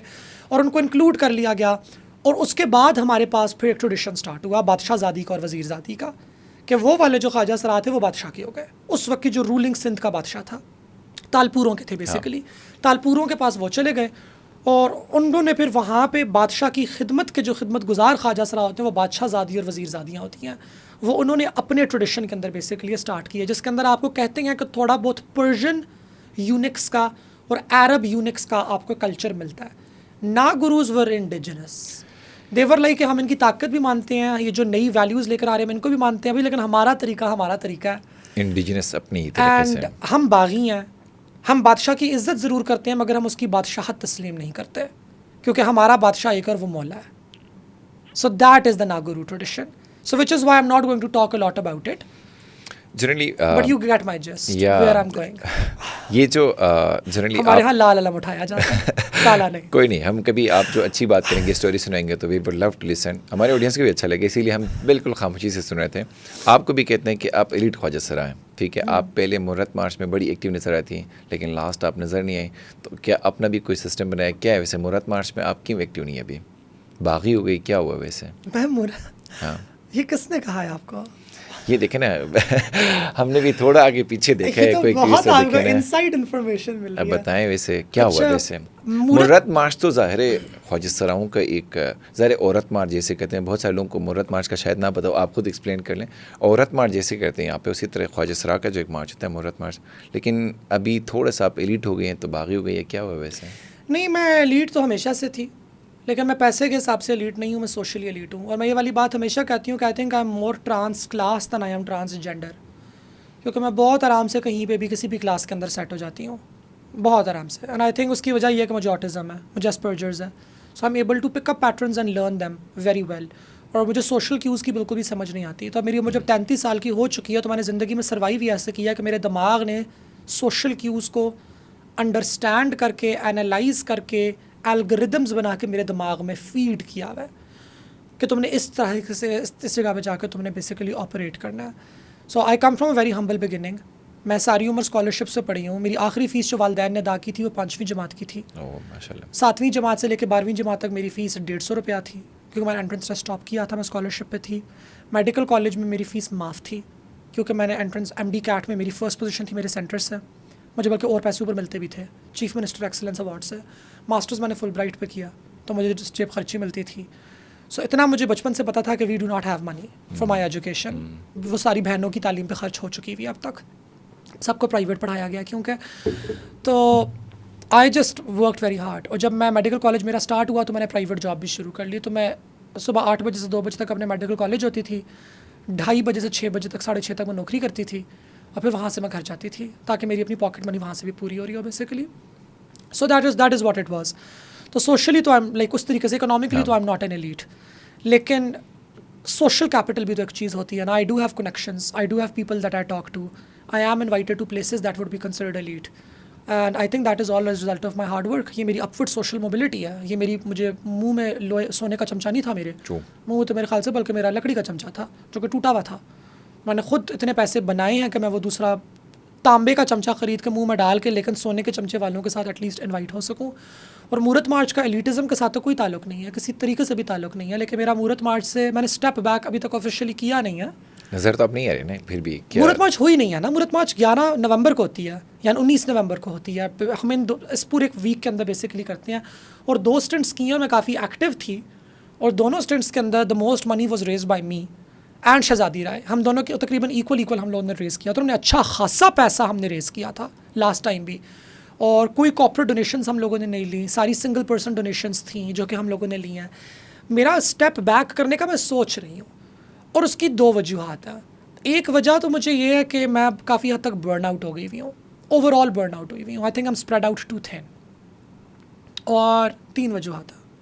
तीसरी बता दें, कोई मसला नहीं है। और दूसरी बर्नट आउट इस वजह से हूँ, पहले पे आते हैं, पहले पूरी करती हूँ। बर्नट आउट इसलिए बिकॉज अब मैं मेन स्ट्रीम पॉलिटिक्स में भी हूँ। I am also a member of Awami national Party and I want to be in mainstream politics.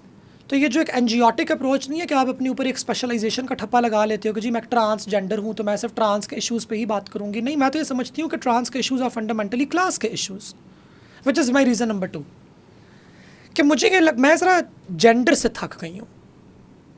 मुझे लग रहा है gender as an approach, gender as the first approach to examine issues मुझे अब थोड़ी सी इनकरेक्ट लग रही है। मुझे लग रहा है कि नो, मसला कल भी क्लास था, मसला आज भी क्लास है। जेंडर और क्लास एक दूसरे से ख्वाजा सरा के केस में जुदा नहीं है, क्योंकि ख्वाजा सरा is not a gender identity, it is simultaneously a class identity. क्योंकि ख्वाजा सरा का लफ्ज़ सुनते ही आपके दिमाग में जिस बंदी का तस्वुर आता है वो एक सर्टन तरीके से दिखती है और एक सर्टन क्लास से बिलोंग करती है। इसका मतलब है कि khwaja sira term is not independent of class, class is wholly solely integral to it. और आप जब उस क्लास बैरियर को तोड़ते हैं तो फिर चीज़ें चेंज होती हैं। For example, most of the transphobia that I have to face, वो कहाँ से आया? वो एलीट वेमेन से आया, वो एलीट मैन से आया, वो तो कॉमन तबके से नहीं आया। आम आदमी तो मुझसे नफरत नहीं करता, आम आदमी तो मुझसे इज्जत करता है, आम आदमी मेरी वीडियोस अपने बच्चों को दिखाता है, मेरी अच्छी खासी मैसिव सपोर्ट है in the working class community of Pakistan. So दूसरा मसला मुझे ये लग रहा है कि the problem is not just gender, the problem is fundamentally class, और क्लास पे काम करने की ज़रूरत है। और जो तीसरी वजह है, आई don't know if I should be admitting this on camera and if I get into trouble for it later on, नहीं बता इसके मेरी कुछ फंडामेंटल डिफरेंसेस भी हैं।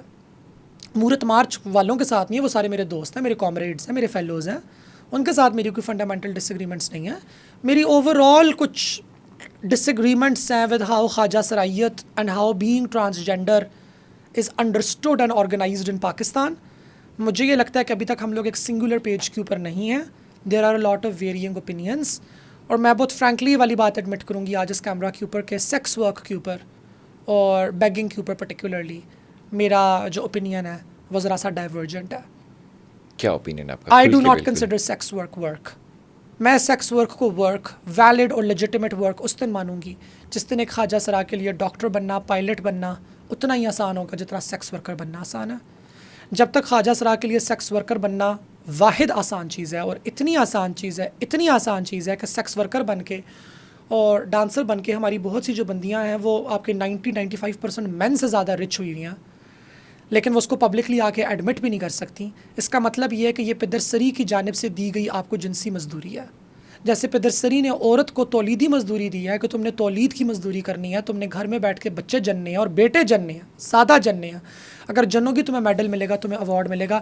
इसी तरह ख्वाजा सराओं को हमारे माशरे ने, पिदरसरी निज़ाम ने जिनसी मजदूरी का ठेका दिया है कि तुम लोगों ने जिनसी मजदूरी करनी है। तुमने वो मजदूरी करनी है जो मर्द अपनी बीवी के साथ नहीं कर सकता, जो मर्द अपनी जोजा के साथ, अपनी मनकूहा के साथ नहीं कर सकता, जो रात के अंधेरे पे तुम्हारे मुंह में 5,000 का नोट मार के, 1,000 के 5 नोट मार के वो तुम्हें उल्टा करके तुम्हारे साथ करे, ये तुम्हारा काम है। और तुमने माशरे में तुमने इसी चीज़ का तुमने रोल सर अंजाम देना है। ये वो मजदूरी है जो तवाइफ से भी एक्सपेक्टेड नहीं होती। This is not power, this is not empowerment. अगर आप मुझे ये कहते हैं कि जी सेकंड वेव फेमिनिस्ट या थर्ड वेव फेमिनिस्ट ने अपनी किताब के अंदर लिखा है sex work is work and oh my gosh that's my opinion, so मैं आपके ओपिनियन में बिल्कुल भी नहीं मानती। आपका ओपिनियन ग्रास रूट से बिल्कुल भी नहीं आ रहा। जाके हालत देखें ख्वाजा सराओं की। लाड़काना के अंदर सेक्स वर्कर्स के अंदर HIV पॉजिटिविटी का रेट 40% है, 40%। 3 में से 2 ख्वाजा सरा को एड्स है, 2 को, और AIDS they are not just HIV positive. And once they become HIV positive, बाकी सेक्स वर्कर्स उनके बारे में लोगों को बताना शुरू कर देती हैं। और अगर कोई HIV पॉजिटिव नहीं भी है तो सेक्स वर्कर्स एक दूसरे के बारे में न्यूज़ में शुरू करा रही हैं कि उसके साथ मत किया करो, उसको तो एड्स है। यानी कि ये डिस्टोपिया है, दिस इज़ एब्सोल्यूट डिस्टोपिया। मैं दाद देती हूँ एम्स्टरडैम की सेक्स वर्कर्स की, या बैंकॉक की सेक्स वर्कर्स की, या पटाया की सेक्स वर्कर्स की, कि उन्होंने आपस में बैठ के खुद को ऑर्गेनाइज़ किया, अपना एक पॉलिटिकल मैंडेट, अपना एक पॉलिटिकल मंशूर तैयार किया है, अपनी राइट्स की बात की है, अपनी रिस्पॉन्सिबिलिटीज़ की बात की है, और उसके बाद वो आगे करके आई हैं। तो मुझे मैं वो वाली चीज़ मैं नहीं, मैं मुझसे नहीं होता। I think sex work in Pakistan is indefensible under the current circumstances, because अगर आप इसको डिफेंड कर रहे हो तो मैं ये समझती हूँ कि you are contributing to the operation of the transgender body.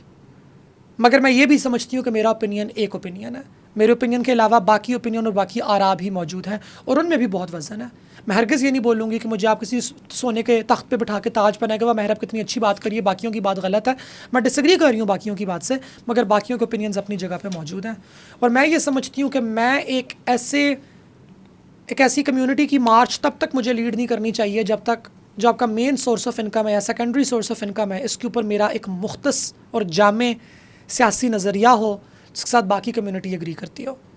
तो जब तक मेरे पास वो नहीं होगा हम आगे नहीं चल सकती। एक्टिविज़म छोड़ के आप पॉलिटिक्स में फिर आप क्या करें? एनपी अपनी सीधी जाऊँ क्या? बिल्कुल, मैं समझती हूँ कि एक्टिविज़म अपनी जगह बजा है, लेकिन बहुत सी दफ़ा activism is become very narrow identity politics. और आइडेंटिटी पॉलिटिक्स से मैं वरना ही मुझे बहुत खार आती है लेकिन नैरो आइडेंटिटी पॉलिटिक्स पर मुझे बहुत ज़्यादा खार आती है। एक तो लाइमलाइट पे आप रहे हैं शुरू से, लेकिन बीच में आप होमोसेक्सुअलिटी को भी तो प्रमोट कर रहे थे, उस पर क्या हुआ अचानक मैंने ले सके? अच्छा पहले तो आप मुझे इस बात का जवाब दें, होमोसेक्सुअलिटी को कैसे प्रमोट किया जाता है?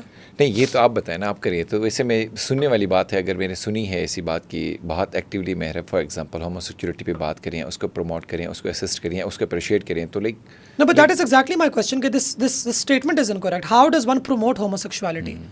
This is like saying कि आप tall होने को promote कर रही हैं।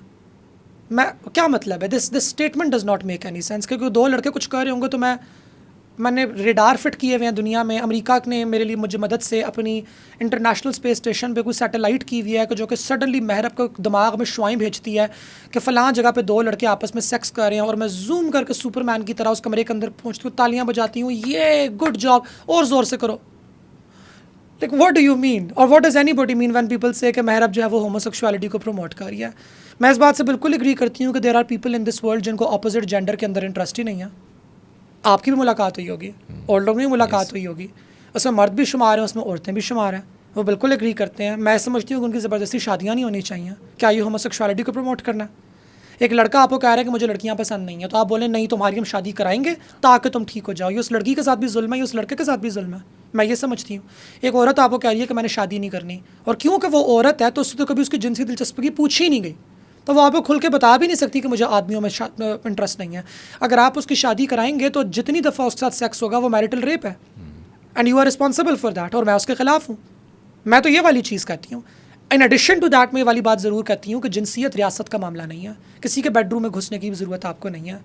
वो खान साहब और बुशरा बीबी हों, या वो Khan sahab and a million other names that are in hiding right now हों, या वो अदर पीपल हों, वो कोई भी हो।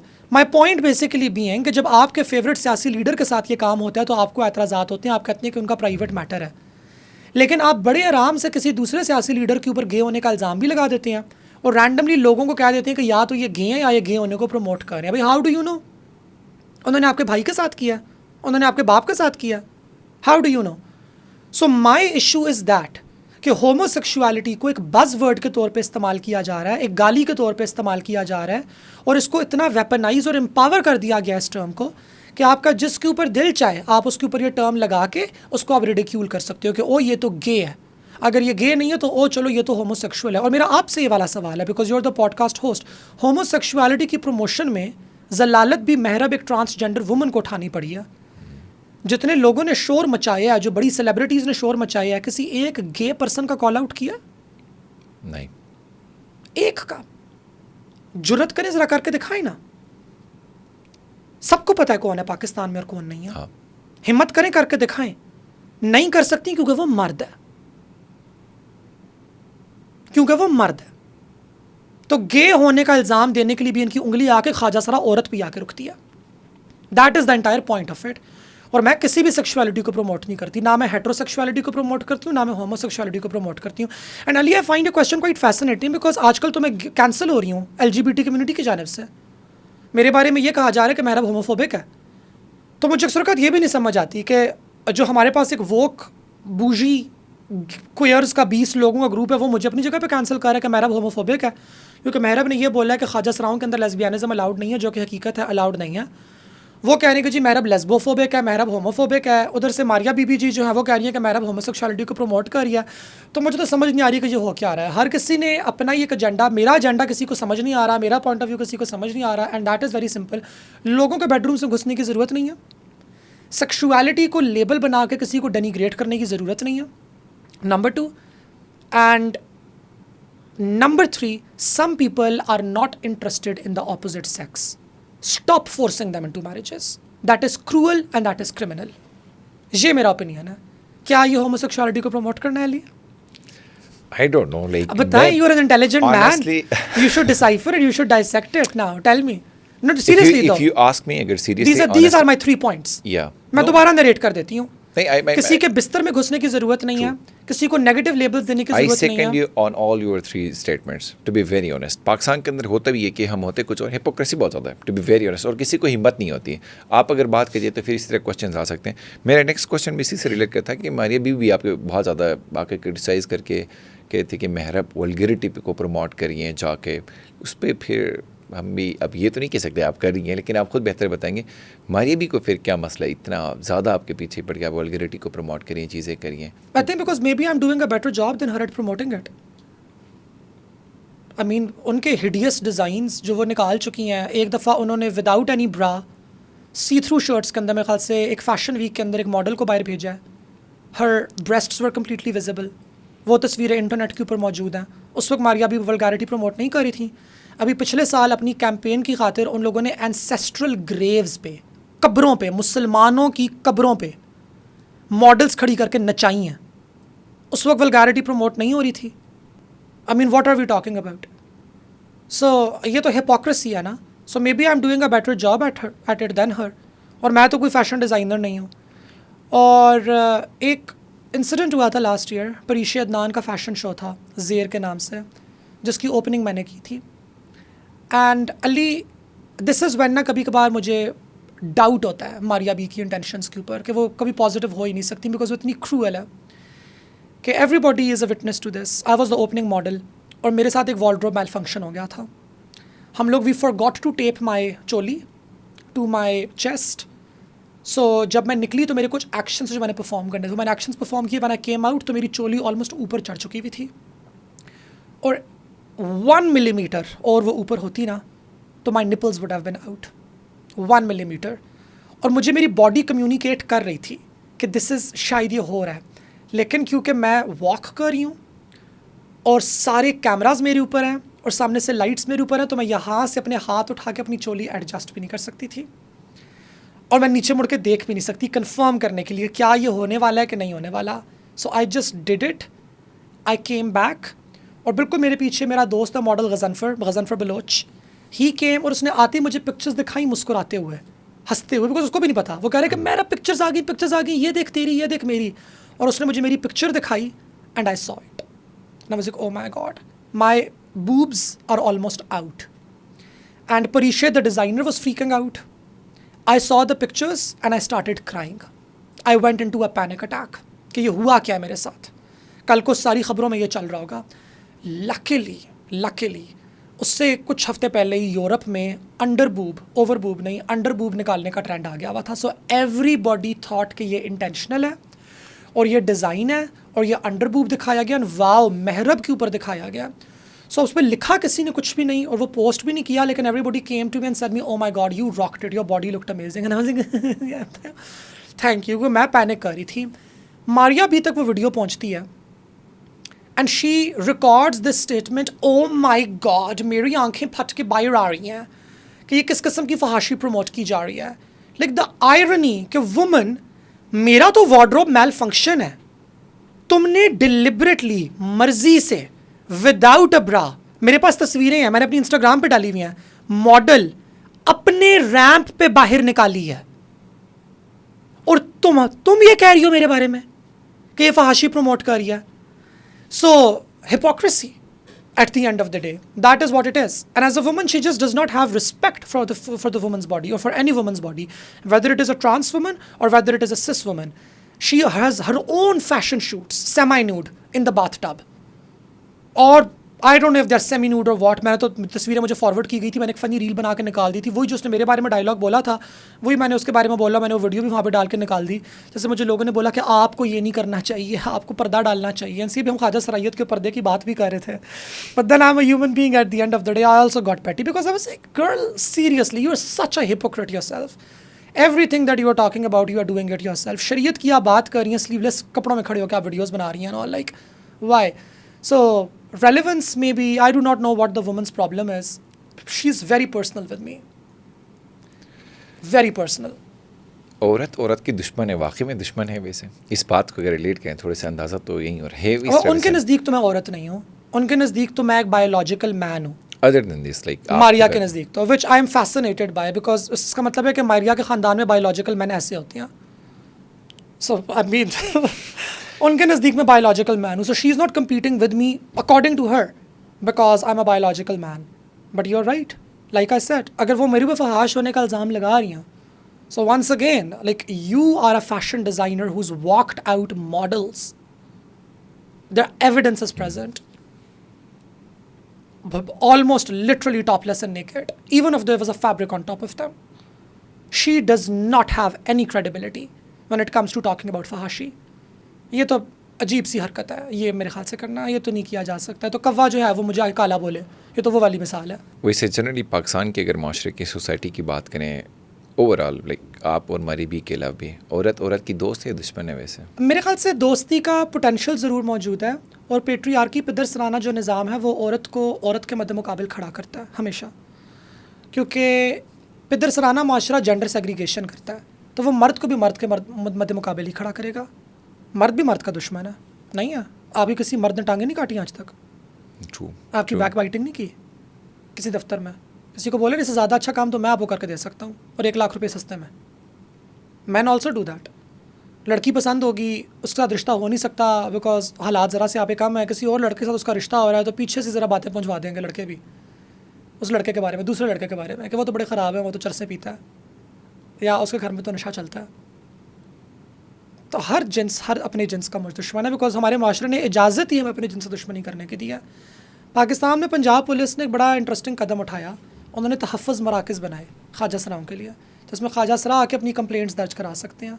एक्सपेक्टेशन ये थी कि ख्वाजा सरा आएंगे और मर्दों के खिलाफ कंप्लेंट्स करेंगे. 79% complaints are against transgender women. मूरत भी मूरत की दुश्मन है. मेरे ऊपर कोर्ट के अंदर केस है, एक और ट्रांसजेंडर वुमन ने किया हुआ. क्या एलिगेशन है आप पे? वैसे वो तो हम we will talk about it some other day. वो तो इट्स वेरी पब्लिक केस. मैं ऑलरेडी, मेरा जो ज़िंदगी का पहला पॉडकास्ट था मैं उसमें ऑलरेडी उसकी बात कर भी चुकी हूँ, शहजाद गयास के साथ था. We will talk about it some other day. अभी तो नहीं, अभी we are waiting for the case to. इसका मतलब औरत की, मर्द की, ख्वाजा सरा की दुश्मन है. बिल्कुल. तो हर बंदा हर एक की दुश्मन है. या and I think that's what needs to change. ना हमें सिस्टरहुड की तरफ जाने की ज़रूरत है, हमें ब्रदरहुड की तरफ जाने की ज़रूरत है. लेकिन औरत सिस्टरहुड मेक सेंस, वो ये सेंस में काम करता है ना कि जी मर्द भी आपके ख़िलाफ़ है. मर्द के ख़िलाफ़ तो है ही, मगर मर्द औरत के भी ख़िलाफ़ है. तो मर्दों के ख़िलाफ़ तो हमें कम से कम यूनाइट होने की ज़रूरत है ना. वो ये वाला कॉन्सेप्ट है फेमिनिज़म का, और मैं इस कॉन्सेप्ट से बिल्कुल डिसएग्री करती हूँ. मैं ऐसे ही बिलीव नहीं करती. मैं आपको बोले मुझे कुछ हो गया, मैंने ये कुछ महीने पहले ही प्रेडिक्ट कर लिया था अपने बारे में, और मैंने अपनी फेमिनिस्ट दोस्तों को बता दिया था कि यार मेरे अंदर कुछ आइडियोलॉजिकल शिफ्ट आ रहा है और जेन्युइनली आ रहा है, और मैं ऑनेस्ट बनती हूँ, मैं झूठ नहीं बोलती. मेरे अंदर जब आइडियोलॉजिकल शिफ्ट आ रहा होता है तो मैं बता देती हूँ. तो मैंने पहले बोला था कि मुझे कुछ हो रहा है, मेरा ज़रा सा टिल्ट आ रहा है, थोड़ा सा टिल्ट मेरा यार है कि I don't believe in this any more as well. I don't believe in like sisterhood and this and that. मैं तो नहीं, मैं आप क्लास सॉलिडारिटी में बिलीव करती हूँ. मैं बिलीव करती हूँ कि रिगार्डलेस ऑफ जेंडर हमें साथ यूनाइट होने की ज़रूरत है. वरना अगर हम लोग मूर्तें आपस में मूरत होने के नाम पे यूनाइट हो जाएं तो हमें एलीट मूरत एक्सप्लॉइट करेगी. अगर हम जनानगी के नाम पे सारी यूनाइट हो जाएं तो हमें एलीट औरत या एलीट ख्वाजा सरा, एलीट से मुराद मेरा ज़्यादा पैसे वाली नहीं है, ज़्यादा पावर वाली है, हमें वो एक्सप्लॉइट करेगी. तो ये यूँ होगा, वो विद इन ग्रुप वो इंट्रा ग्रुप एक्सप्लॉइटेशन पर स्टार्ट हो जाती है. तो मैं तो समझती हूँ कि नहीं, मैं तो ज़रा इससे, मुझे नहीं पता कहीं मैं जा रही हूँ, इससे तो हटी गई हूँ बिल्कुल. वे आउट क्या है वैसे ओवरऑल किस चीज़, ख़वातीन के लिए भी, मर्दों के लिए भी और ख्वाजा सरा के लिए भी? दुश्मनी से हट के कोई दोस्ती वाला, कोई प्रोग्रेसिव, कोई पॉजिटिव अप्रोच है? क्या अप्रोच हो सकती है? सबकी जेब में पैसे डालें. प्रैक्टिकल बात बताएं. प्रैक्टिकल बात बता रही हूँ. सबकी जेब में तो डाल नहीं सकते. यूनिवर्सल बेसिक इनकम कौन कहता है प्रैक्टिकल है? एक प्रेसिडेंशियल इलेक्शन अमेरिका का पूरा, उसमें डेमोक्रेटिक एक जो आपका कैंडिडेट था उसकी पूरी कैंपेन यूबीआई के ऊपर थी, यूनिवर्सल बेसिक इनकम के ऊपर थी. सबकी जेब में पैसा डालें. अगर आपकी जेब में हर महीने का 1 लाख रुपया आ रहा है, चले लाख बहुत ज़्यादा है, 50 आ रहा है, 50 ही बहुत ज़्यादा, 25 आ रहा है, और आ रहा है, गारंटीड आ रहा है. पाकिस्तान का शहरी होने के नाते हर किसी की जेब में महीने का इतना रुपया आएगा, और वो इतना रुपया है जिसमें हमने गारंटी किया हुआ है मार्केट रेगुलेशंस के ज़रिए कि आपकी बेसिक गुजर बसर हो जाएगी. You will be alive. Survive करना, जो मैस्लोज हायरार्की ऑफ नीड की जो बेसिक बॉटम लेयर है, वो the state has taken care of. तो फिर आप क्या कुछ नहीं करेंगे? फिर तो फिर बहुत कुछ है. फिर तो बिज़नेस करने का भी मूड होगा, कोलैबोरेशन का भी मूड होगा, हज़ारों चीज़ों का मूड होगा. That is what you are going to go. तो ख्वाजा सराओं की हालत को इंप्रूव करने, अमीर करें उन्हें, गुर्बत से निकालें. चले अमीर करना तो बहुत आगे की बात है, गुर्बत से निकालें. हल गुर्बत से निकालना, गुर्बत से निकालें, चीज़ें ऑटोमेटिकली बेहतरी की तरफ आना स्टार्ट हो जाएंगी. और अगर बेहतरी की तरफ नहीं आती, फिर हम दोबारा ये सवाल उठाएंगे कि अब मुझे हल बताएं, अब मुझे वे आउट बताएं. गुर्बत के होते हुए वे आउट नहीं हो सकता. सबसे पहली चीज़ जो हमने ख़त्म करनी है वो गुर्बत है. अब मैं आपकी बात बिल्कुल सेकंड कर रहा हूँ. पाकिस्तान के अंदर जो ख़वातीन के ऊपर, ख्वाजा सरा के ऊपर होता ही होता है, डोमेस्टिक वायलेंस होता है, इकॉनमिक प्रेशर होता है, बहुत सारी चीज़ें होती हैं. इसलिए कि खातून ज़ाहिर इकॉनमिकली साउंड नहीं होती, फाइनेंशियली साउंड नहीं होती, या उसके मीन्स नहीं होते. फिर उसी में पेट्रियार्की भी है हमारी सोसाइटी में बहुत ज़्यादा. इसमें मर्दों को क्या ऐसी चीज़ है, वो इसे इतने एग्रेसिव, इतने हमारी सोसाइटी का मसला है, या पेट्रियार्की का जेन्युइन एक मसला क्या है? मर्दों की एग्रेशन का जी। अच्छा देखिए, मर्दों की एग्रेशन की बहुत सी वजूहात हैं। सबसे पहली वजह तो ये है कि मर्द को एग्रेशन की इजाज़त है। Aggression is considered masculine. अगर एग्रेशन वॉज कंसिडर्ड फेमिनिन तो शायद मर्द करते हुए कतराते। अगर कहा जाता है कि गुस्सा करना तो औरत की खिसलत हाँ। है तो फिर शायद मर्द करते हुए कतराते हैं। हमने गुस्से को एसोसिएट किया है मर्दानगी के साथ, तो मर्दों के पास कोई डिसइंसेंटिव नहीं है गुस्सा ना करने का। गुस्सा ना करने वाला मर्द हमारे यहाँ अच्छा कंसिडर किया जाता है, you no, that is he is considered like amazing. लड़कियों में आप पूछे ना, डेटिंग मार्केट के अंदर एक ऐसा लड़का जैसे बेशक किसी लड़की का ब्रेकअप हो गया हुआ, लेकिन वो ये गारंटी दे दे कि यार वैसे 12 महीने के रिलेशनशिप में या 3 साल के रिलेशनशिप में he was never aggressive with me, तो भागी भागी सारी दोस्त सबसे पहले उसके डीएम में पहुंचेंगी। तो यानी कि इतनी वैल्यूबल चीज़ हमारे यहाँ समझी जाती है as a result of that. I also think मर्दों के अंदर एग्रेशन इसलिए भी ज़्यादा है बिकॉज मर्दों को we have forced them into a very unnatural, a very competitive work environment. क्योंकि मर्द का काम है रोटी कमा के लाना, तो रोटी कमाने के जो ज़राए हैं वो ज़राए इतने बुलशिट हैं हमारे मुल्क में, with all due respect. So you are right. अब in addition to that Ali, मुझे ये भी लगता है कि हमने मर्दों को कुछ मर्दानगी का रोल दिया हुआ है कि मर्द का काम है रोटी कमा के लाना। अब वो जो रोटी कमाने की जो सूरत हाल है, जो हमारी लेबर की कंडीशंस हैं, जो हमारी जॉब मार्केट है, वो इतनी अननेचुरल और इतनी क्रूअल है कि जब आप एक आम आदमी को उसके अंदर झोंकते हो तो उसके अंदर एक sense of frustration and loss पैदा होता है। क्योंकि एक सेठ बैठा हुआ है जिसके आपने चुकने हैं, या एक आपका बॉस है जिसके आपने चाटने हैं। अब ये जो एक्शंस हैं, झुकना, टीसी करना, these are fundamentally non-masculine. These are fundamentally inhuman. I mean non-masculine मैं कह रही हूँ because of masculinity जिस तरीके से माशरे में बनाई गई है ना, कि मर्दानगी ये नहीं है, ये मर्दानगी तो नहीं है। तो अब अगर मर्द को वो सारे के सारे काम 9 से लेकर 5 तक करने पड़ते हैं, तो उसके बाद जब वो घर आएगा तो वो कुछ तो करेगा ना सबकॉन्शियसली, अपनी उस मर्दानगी के सेंस को अपने दिमाग में रिस्टोर करने के लिए। उसकी जो ईमैस्कुलेशन हो रही है, उसका जो बाकायदा उसका पकड़ के काटा जा रहा है दफ्तर के अंदर और सड़क के ऊपर, हमारी इस ब्रूटल कैपिटलिस्टिक सोसाइटी के अंदर, वो उसको कहीं पे तो आके पूरा करेगा, और वो आके जाहिर है उसको उसी पे पूरा करेगा जो उससे कमज़ोर है, जो कि उससे ताकतवर है। And I think that is the birth of domestic violence, this is the birth of male aggression, कि a man has to overdo masculinity to prove to himself that hey I am still a man. तो ये जो work related stresses हैं, मेरे ख्याल से man at work को study करने की ज़रूरत है।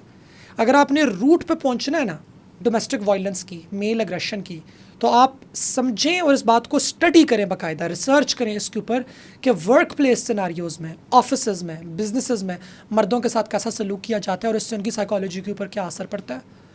इसको आप वो गलत जगहों पे हम लोग तलाश कर रहे हैं। डोमेस्टिक वायलेंस की रिसर्च जो हो रही है हमारे यहाँ बहुत स्टूपिड तरीक़ों से हो रही है। मैं समझती हूँ कि this is the true place जहाँ पे इसको देखने की ज़रूरत है। अच्छा, ऑन टॉप ऑफ दैट, एक तो हमने जिक्र कर लिया कि मर्दों के अंदर एग्रेशन इसलिए बिकॉज मैस्कुलिनिटी को एग्रेशन की इजाज़त दी गई है। एक हमने कह दिया कि वर्क प्लेस स्ट्रेसेस हमारे पास काफ़ी ज़्यादा है। आई थिंक जो लास्ट में इसके ऊपर इल्ज़ाम देना चाहूँगी, I am going to give it to the media, कि मीडिया हमारे यहाँ जिस तरीके से फेमिनिनिटी को प्रेजेंट करता है, कि आपके पास बिस्तर में जब लड़की सोई हुई सुबह हम टीवी पे उठती है, बहू तो उसने फुल मेकअप किया हुआ, तो उसने लैशेज़ भी लगाई हुई होती हैं, and that is not how women are, you know, I mean everybody knows that. हर घर के अंदर औरत मौजूद है, किस तरीके से कोई भी घर में दुल्हन बन के नहीं फेरी होती। और उसमें जो हम लोग मर्द जिस तरीके से दिखाते हैं, मर्द भी वैसा नहीं होता।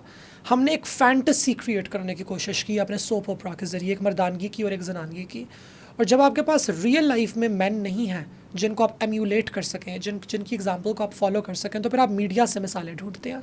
और वो मिसालें आपको मीडिया के ऊपर अगर अपनी मर्ज़ी, आपको टीवी पे मिलेंगी, और अगर टीवी पे अपनी मर्ज़ी की नहीं मिल रही तो फिर आप उनको और जगहों पे तलाश करोगे, वो फिर आपको ये सिग्मा, अल्फ़ा, चैड, व्हाटएवर, ये वाली सारी मिसालें मिलेंगी। Because man, women, trans people, everybody needs healthy good examples of their own gender on television और अराउंड देमसेल्व्स, जिनको देख के हम कह सकें कि oh this is how we want to be. ख्वाजा सरगाज इतनी बुरी हालत में क्यों है? क्योंकि हमारे गुरु वो नहीं रहे जिनको देख के हम ये कह सकें कि ओह मैं वाकई में ऐसी बनना चाहती हूँ, और मैं चाहती हूँ कि मेरी बात की नस्लें भी इस शख्सियत से कुछ सीख सकें। औरतों की आजकल की ये वाली हालत क्यों है? Because there are very few women who are truly inspirational, जिनसे देख के वो सीख सकें। मर्दों की आजकल वाली हालत क्यों है? There are very truly few man. I mean masculinity तो शदीद क्राइसिस के अंदर है बेचारी। एग्जाम्पल्स ही नहीं है, कोई रोल मॉडल्स ही नहीं है मर्दों के पास फॉलो करने को। आपके रोल मॉडल्स क्या हैं? Khalilur Rehman Qamar, Andrew Tate, Elon Musk, ये आपके एग्जाम्पल्स हैं? Is this what guys want to become? लड़कों से मैं पूछूं, आप खुद अपने आप से पूछो, is this truly who you want to become?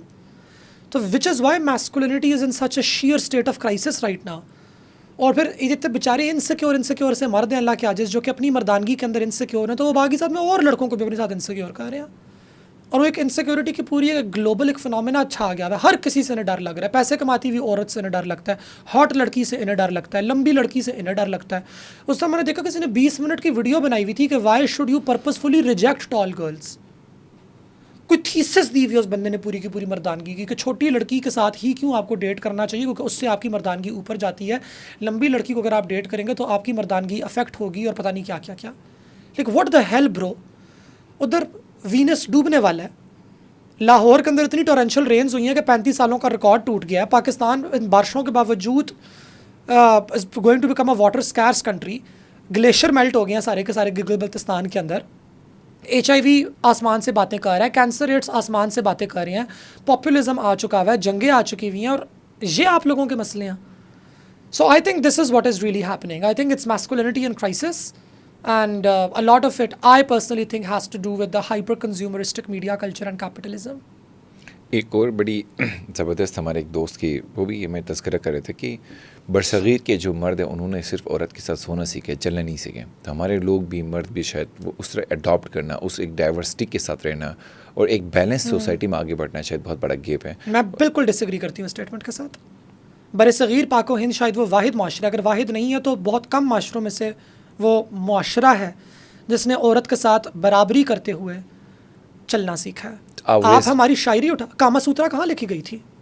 New York के अंदर, सब कॉन्टिनेंट में। हमारे यहाँ लिखी गई थी, जिसके अंदर आर्ट ऑफ लविंग तो सिर्फ एक चैप्टर है, इसके लिए वो मशहूर हुई है।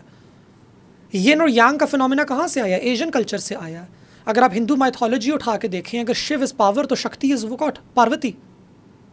बैलेंस में चलती है, बैलेंस की बात होती है हमारे यहाँ। धरती माता है, हमारे यहाँ धरती पिता नहीं है। धरती एक औरत कंसिडर की जाती है। औरत की रिप्रोडक्टिव एबिलिटीज़ को सिर्फ उसके बच्चे पैदा करने के साथ नहीं लिंक किया गया यहाँ पे। सो मैं ये नहीं कह रही कि हम लोग बहुत ग्लोरियस कल्चर थे, हमारे यहाँ बहुत मसाइल थे, हमारे यहाँ कास्टिज़म की वजह से बहुत मसाइल थे। हर माशरे को क्रिटिक किया जा सकता है, एंशिएंट इजिप्शियंस को भी क्रिटिक किया जा सकता है, बेडुइन अरब कल्चर को भी क्रिटिक किया जा सकता है। कोई भी कल्चर क्रिटिसिज्म से मावरा नहीं है, आज़ाद नहीं है।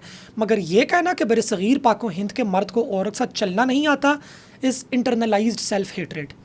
ये जुमला एक ऐसा इंसान या ऐसी औरत बहुत इज्जत के साथ सिर्फ वही कहेंगे जिनका मॉडर्निटी का तस्वर गोरे से आता है, जिनको अगर आज भी ऑप्शन दी जाए कि क्या ब्रिटिश आपको दोबारा कॉलोनाइज़ करे तो बोलेंगे हाँ कर लें, हमसे तो बेहतर ही हैं। ये वो वाले अफराद बोलेंगे। ये वो वाले अफराद हैं जो कि लंदन जाएंगे, न्यूयॉर्क जाएंगे, देर देखेंगे, बोलेंगे वाह कितना अच्छा मुआशरा है। मगर वो ये वाली बात नहीं याद करेंगे कि न्यूयॉर्क बनाया ही ब्लैक स्लेव्स ने था, जिनको आप अफ्रीका में जंगें गारत करने के बाद ख़रीद के अटलांटिक ट्रेड के ज़रिए यहाँ पे लेकर आए हैं। और बरतानिया की, जर्मनी की और फ्रांस की तो सारी की सारी दौलत, सारी की सारी वेल्थ कॉलोनाइजेशन की वजह से जमा हुई है। उनके पास तो अपना कुछ था ही नहीं। आपके यहाँ एक बंदा अपनी बेगम की मोहब्बत में आर्किटेक्चर की मिसाल कायम कर देता है, जो कि आज वंडर ऑफ द वर्ल्ड है, और हम कह रहे हैं कि हमारे मर्द को औरत से इश्क नहीं करना आया।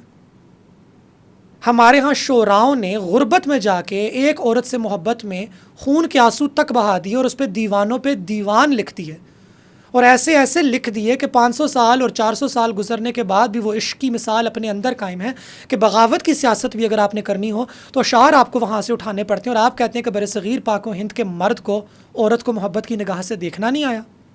सो मैं बिल्कुल डिसएग्री करती हूँ। I do not think so. इसमें अगर बहुत ज़्यादा आप मर्दों की तारीफ़ करें, या I don't know mean how to explain this, तो मुझे ये बताएं, वैसे औरत के साथ फिर आपके ख्याल में वेस्ट में अनफेयर ट्रीटमेंट होती है, ईस्ट में, एशिया में, साउथ एशिया में, उसके अंदर भी सब कॉन्टिनेंट की अगर मैं बात करूँ, बड़ी औरत अच्छी है, वाह वाह है, सब कुछ बैलेंस्ड, उसको मर्द ला के दे रहे, सब कुछ ठीक है, आप ये कहेंगे? नहीं, मैं अभी की वाली मैं हरगिज़ ये वाली बात नहीं करूँगी। देखें Ali, things are not black and white. मगर ये कहना कि पाकिस्तान में औरत की हालत इसलिए बुरी है बिकॉज साउथ एशियन मैन बुरा है इज़ रेसिज्म। आपने मिज़ोजिनी को रेस के साथ लिंक कर दिया। That is where I disagree with you. ये हम कह सकते हैं कि कॉलोनाइजेशन का इम्पैक्ट क्या था। प्री कलोनियल हमारी सोसाइटीज़ के अंदर जेंडर किस तरीके से मैनिफेस्ट होता है, किस तरीके से जेंडर कंस्ट्रक्ट किया गया है, जिसकी वजह से औरत के ऊपर तशद्दुद नॉर्मलाइज्ड है। तो मैं बात समझूं, लेकिन ये कह देना कि no brown man is the problem, the brownness in a man is the problem, takes away from white victims of white domestic violence. ये देखिए, कॉलोनाइजेशन का ना एक बहुत बड़ा सतून था जेंडर, जिसमें ये एक पूरा आर्ग्यूमेंट कंस्ट्रक्ट किया गया था कि South Asian brown women are at risk from their own man, हम तो उनको बचा रहे हैं। वो एक ये आर्ग्यूमेंट, तो ये लेस किया जाता है, काफ़ी ज़्यादा रखा गया था, ये आज भी किया जाता है विद ब्लैक वुमेन, जिसको ब्लैक वुमेन ने आके चेंज किया इस पूरी डायनामिक और इस रेटोरिक को। उन्होंने बोला कि नहीं जी, सबसे पहला ख़तरा हमें आज भी रेसिज्म की वजह से ही है। अगर हमारे 75% मर्दों को आपने जेलों में ना बंद किया हुआ होता और जेलों में वायलेंट कंडीशंस में बंद करके आपने उनके अंदर वायलेंस ना ठूसी हुई होती, तो वो उस कंसिस्टेंट परपेचुअल इंटरजेनरेशनल ट्रॉमा को आके अपनी बेगम के ऊपर, अपनी गर्लफ्रेंड के ऊपर इनैक्ट ना कर रहा होता। अगर बरसगीर पाको हिंद के मर्द ने 4 जनरेशन्स गुलामी की ना देखी हुई होती, तो क्या आज वो वैसा ही होता जैसा वो आज है? मेरा जवाब में फिर ये सवाल भी है। मुझे आप इस सवाल का जवाब दे दें और मुझे बाकी ख़वातीन या मर्द जो आर्ग्यूमेंट रेस करते हैं इस सवाल का जवाब दे दें। I am going to have a healthy discourse on it. मैं कोई यहाँ पे खलील रहमान कमर की तरह किसी और की तरह शैम्पू की बोतल पकड़ के मर्दों का सर धोने के लिए नहीं बैठी हुई। प्लीज़, मैं मर्दों की तारीफ़ यहाँ पे नहीं कर रही हूँ, मैं अपने कल्चर की तारीफ़ कर रही हूँ। और मैं समझती हूँ कि मेरे कल्चर के अंदर मेरे कल्चर के अपने अच्छे खासे फ्लॉज हैं, मैं उनको पॉइंट आउट करूँगी। कल्चरल रिफॉर्म हमारा हिस्सा है, हमारी ज़रूरत है, हमने करनी होती है। मगर मैं ये नहीं बोलूँगी कि नहीं हमारा कल्चर ही गलत है, क्योंकि हमारे कल्चर की बहुत सी गलतियाँ हम पे थोपी गई हैं, हम पे कॉलोनाइजेशन ने आके अप्लाई की हैं, या हमारे कल्चर ने इवॉल्व किया है, डिवॉल्व किया बल्कि नेगेटिव तरीके से, by adopting certain values and practices in response to colonial anxieties on it. इसको अगर मेरे जिसम मेरी मर्ज़ी को भी थोड़ा आप इस एंगल से देखें तो फिर क्या है? अगर सब कुछ मिल रहा है तो फिर ये नहीं होना चाहिए। ये क्या होना चाहिए? मेरा जिसम मेरी मर्ज़ी, जनरली वो जो एक थीम पाकिस्तान में चलता है या बाहर आउटसाइड भी देखें औरत के हुकूक़ के लिए, उसको आप कैसे देखते हैं? मैं तो उसको ऐसे मेरा जिस्म तो किसकी मर्ज़ी होगी, किसकी मर्ज़ी होगी? मेडिकली तो हम लोग इंटरसेक्स चिल्ड्रन की सर्जरीज़ के भी खिलाफ है ना। हम कहते हैं कि जब बच्चा बड़ा होगा, बच्चे को आप नॉर्मल बच्चे की तरह पाल पोस के बड़ा करें, अनलेस के लाइफ थ्रेटनिंग कंडीशन कोई नहीं है। और जब बच्चा बड़ा हो जाएगा तो बच्चा अपने जिस्म का फ़ैसला खुद करे, वरना मेरा जिस्म किसकी मर्ज़ी, फिर किसी और की मर्ज़ी। तो ये औरत से उसकी मर्ज़ी इसलिए छीनी जाती है बिकॉज आपने औरत को एक तौलीदी ऑब्जेक्ट के तौर पे क्रिएट किया हुआ है ना। औरत का काम है रिप्रोड्यूस करना। अगर औरत कहती है मैंने रिप्रोड्यूस नहीं करना, तो इसमें क्या गलत बात है?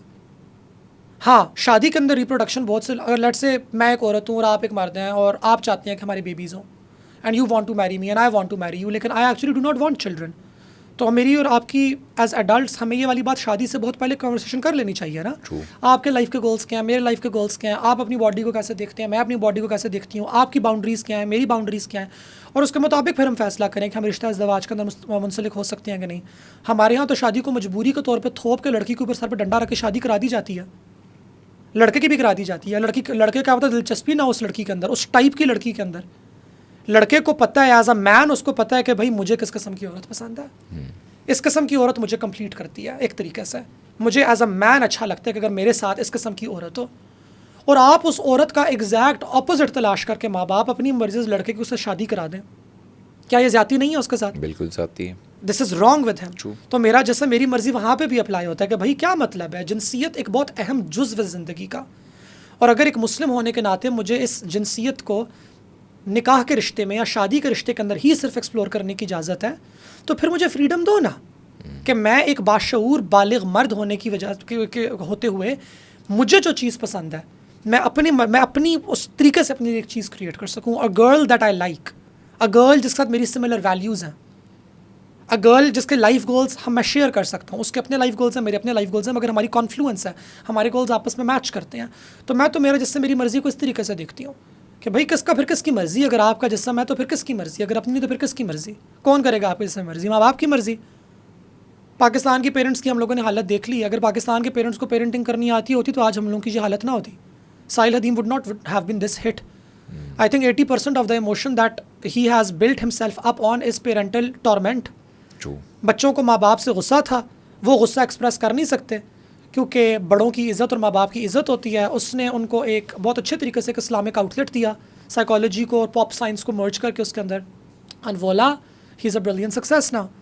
सो पेरेंट्स को देंगे अपने जिस्म की मर्ज़ी, डॉक्टरों को देंगे, किसको देंगे? रियासत को देंगे। आप अपनी जिस्म देंगे रियासत को कि रियासत फ़ैसला करेगी मेरे लिए कि मुझे अपने जिस्म के साथ क्या करना चाहिए कि नहीं? ये वाली रियासत जो कि टैक्स नहीं जमा कर सकती ठीक तरीके से, बिजली आपको नहीं फराहम कर सकती, कमोड नहीं लगाने आते ऐसा, ये आपके जिस्म का फ़ैसला करेगी, तो भाई किसकी मर्ज़ी? फिर जिसको मर्ज़ी आपने देनी है हिसाब भी उसी से दिलवाओ। जन्नत के और दोज़ख के ख्वाब भी देखने बंद कर दो, ख़ुद को मोमिन कहना भी बंद कर दो। हिसाब किस चीज़ का दे रहे हो? अगर मर्ज़ी किसी और की है तो फिर ग़ुलाम बन जाओ, फिर तो स्लेवरी को लीगलाइज करा देना। अगर जिस्म की मर्ज़ी आपने अपने पास रखनी नहीं है तो core tenet of human liberty क्या है? I am a human being, I am a complete human being, I am a complete being within myself. तो बॉडी की इंटेग्रिटी तो यहाँ पे आके लाई करती है। अगर आपने मेरा जिस्म मेरी मर्जी हटा दी है फिर तो आप स्लेवरी को लीगलाइज कर दें। ये जो औरत की बॉडी को शेम करना या 2% की औरत कहना, खलील कमर की आजकल बड़ी वीडियो भी वायरल है, उस पर आप कैसे टेक लेंगे? वैसे जो हरकतें उसकी थी, जो बातें उसकी थी, सोसाइटी तो रिएक्ट कर रही है सारा एग्रेसिवली जिस तरह का उसको रिस्पॉन्ड किया, जो वल्गैरिटी या जो एक सिक्सेस्ट रिमार्क्स वो पेश करते हैं उनके हिसाब से तो अब ये नहीं कहना चाहिए उनके साथ अच्छा हुआ है, लेकिन ज़रा बेहतर तो उनकी हरकतें He had it coming। आप जब इतना बड़ा झूठ के सतून पे अपने आप को खड़ा करोगे तो कभी ना कभी तो आप गिरोगे, किसी ना किसी के साथ तो होगा। हर किसी ने ज़िंदगी में झूठ बोले हुए, मैंने भी बोले हुए हैं, कैमरा पे बोले हुए हैं, ऑल ऑफ अस हैव लाइड। लेकिन occasional lying is one thing, lies के ऊपर अपनी पूरी पर्सनालिटी को कंस्ट्रक्ट करना, someday it will all come toppling down, you will come crushing down, and I am very happy it has started with him. 2-3 और लोगों के साथ भी होना चाहिए। उन 2-3 लोगों में से कुछ का तो मैंने जिक्र भी किया आज की हमारी इस पॉडकास्ट के अंदर, एंड आई होप कि वो देखें, उनको कारमा से ज़रा डर लगेगा कि कभी ना कभार तो आपको गिरना होगा किसी ना किसी जगह पे।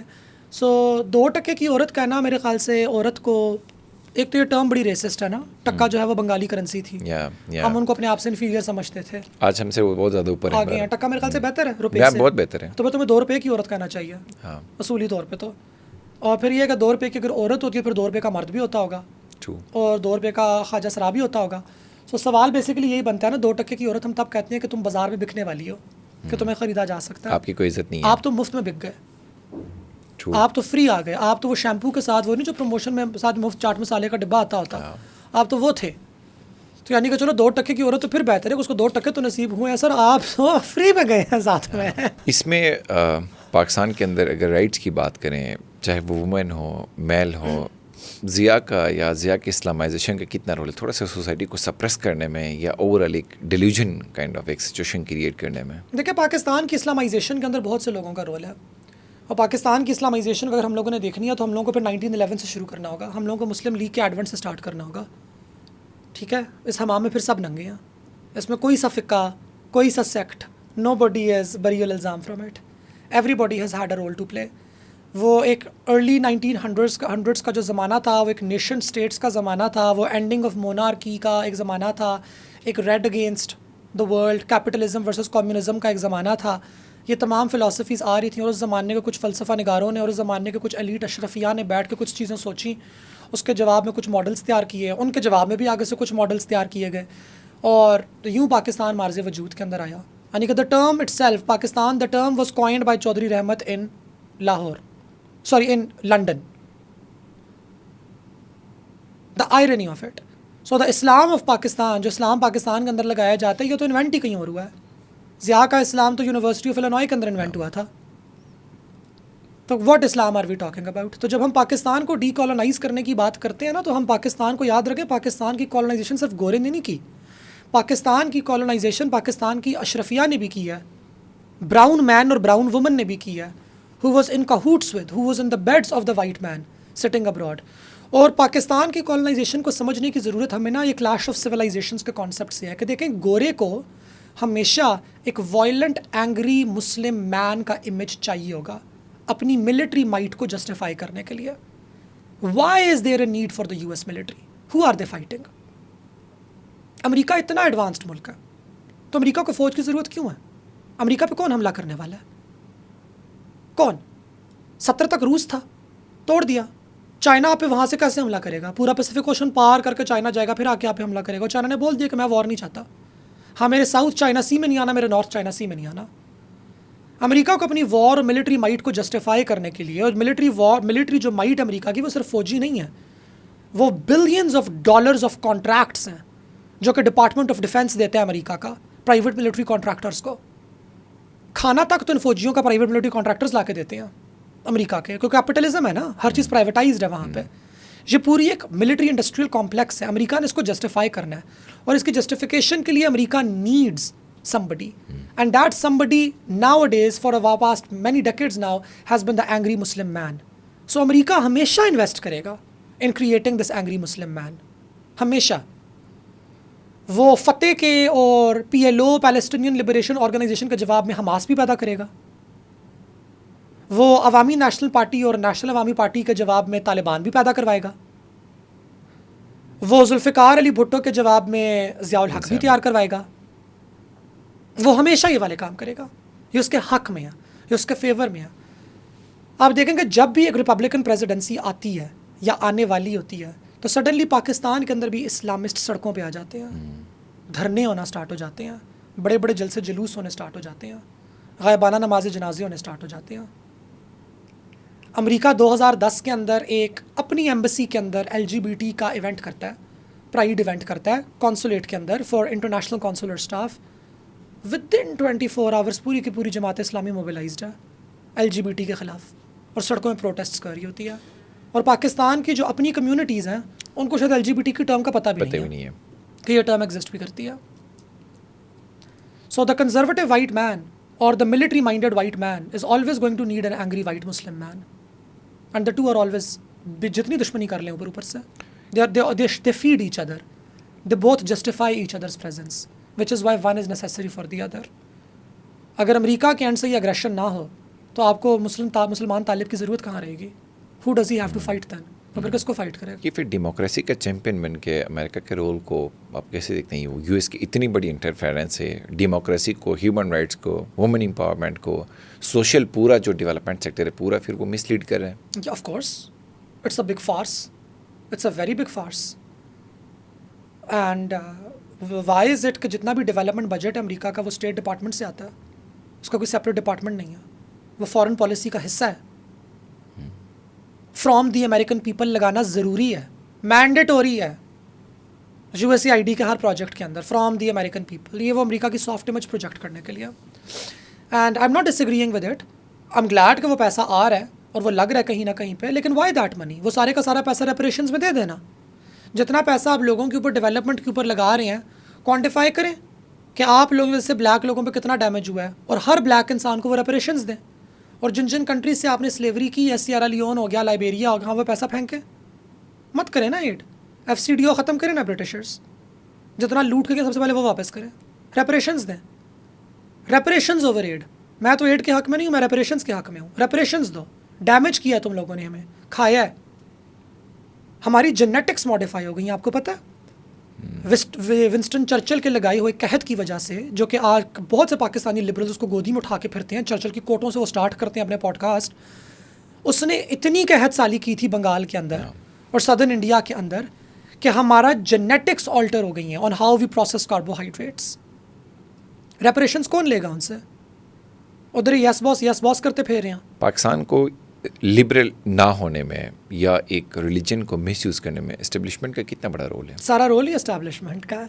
और देखें, लिबरल तो एक बहुत पॉलिटिकल टर्म है। लिबरल के तो हज़ार मतलब और है ना। लिबरल का सबसे पहले फंडामेंटली मतलब ये है कि रियासत मार्केट में इंटरफेयर नहीं करेगी, और बिकॉज रियासत मार्केट में इंटरफेयर नहीं कर रही तो फिर रियासत लोगों की ज़िंदगी में भी इंटरफेयर नहीं करेगी।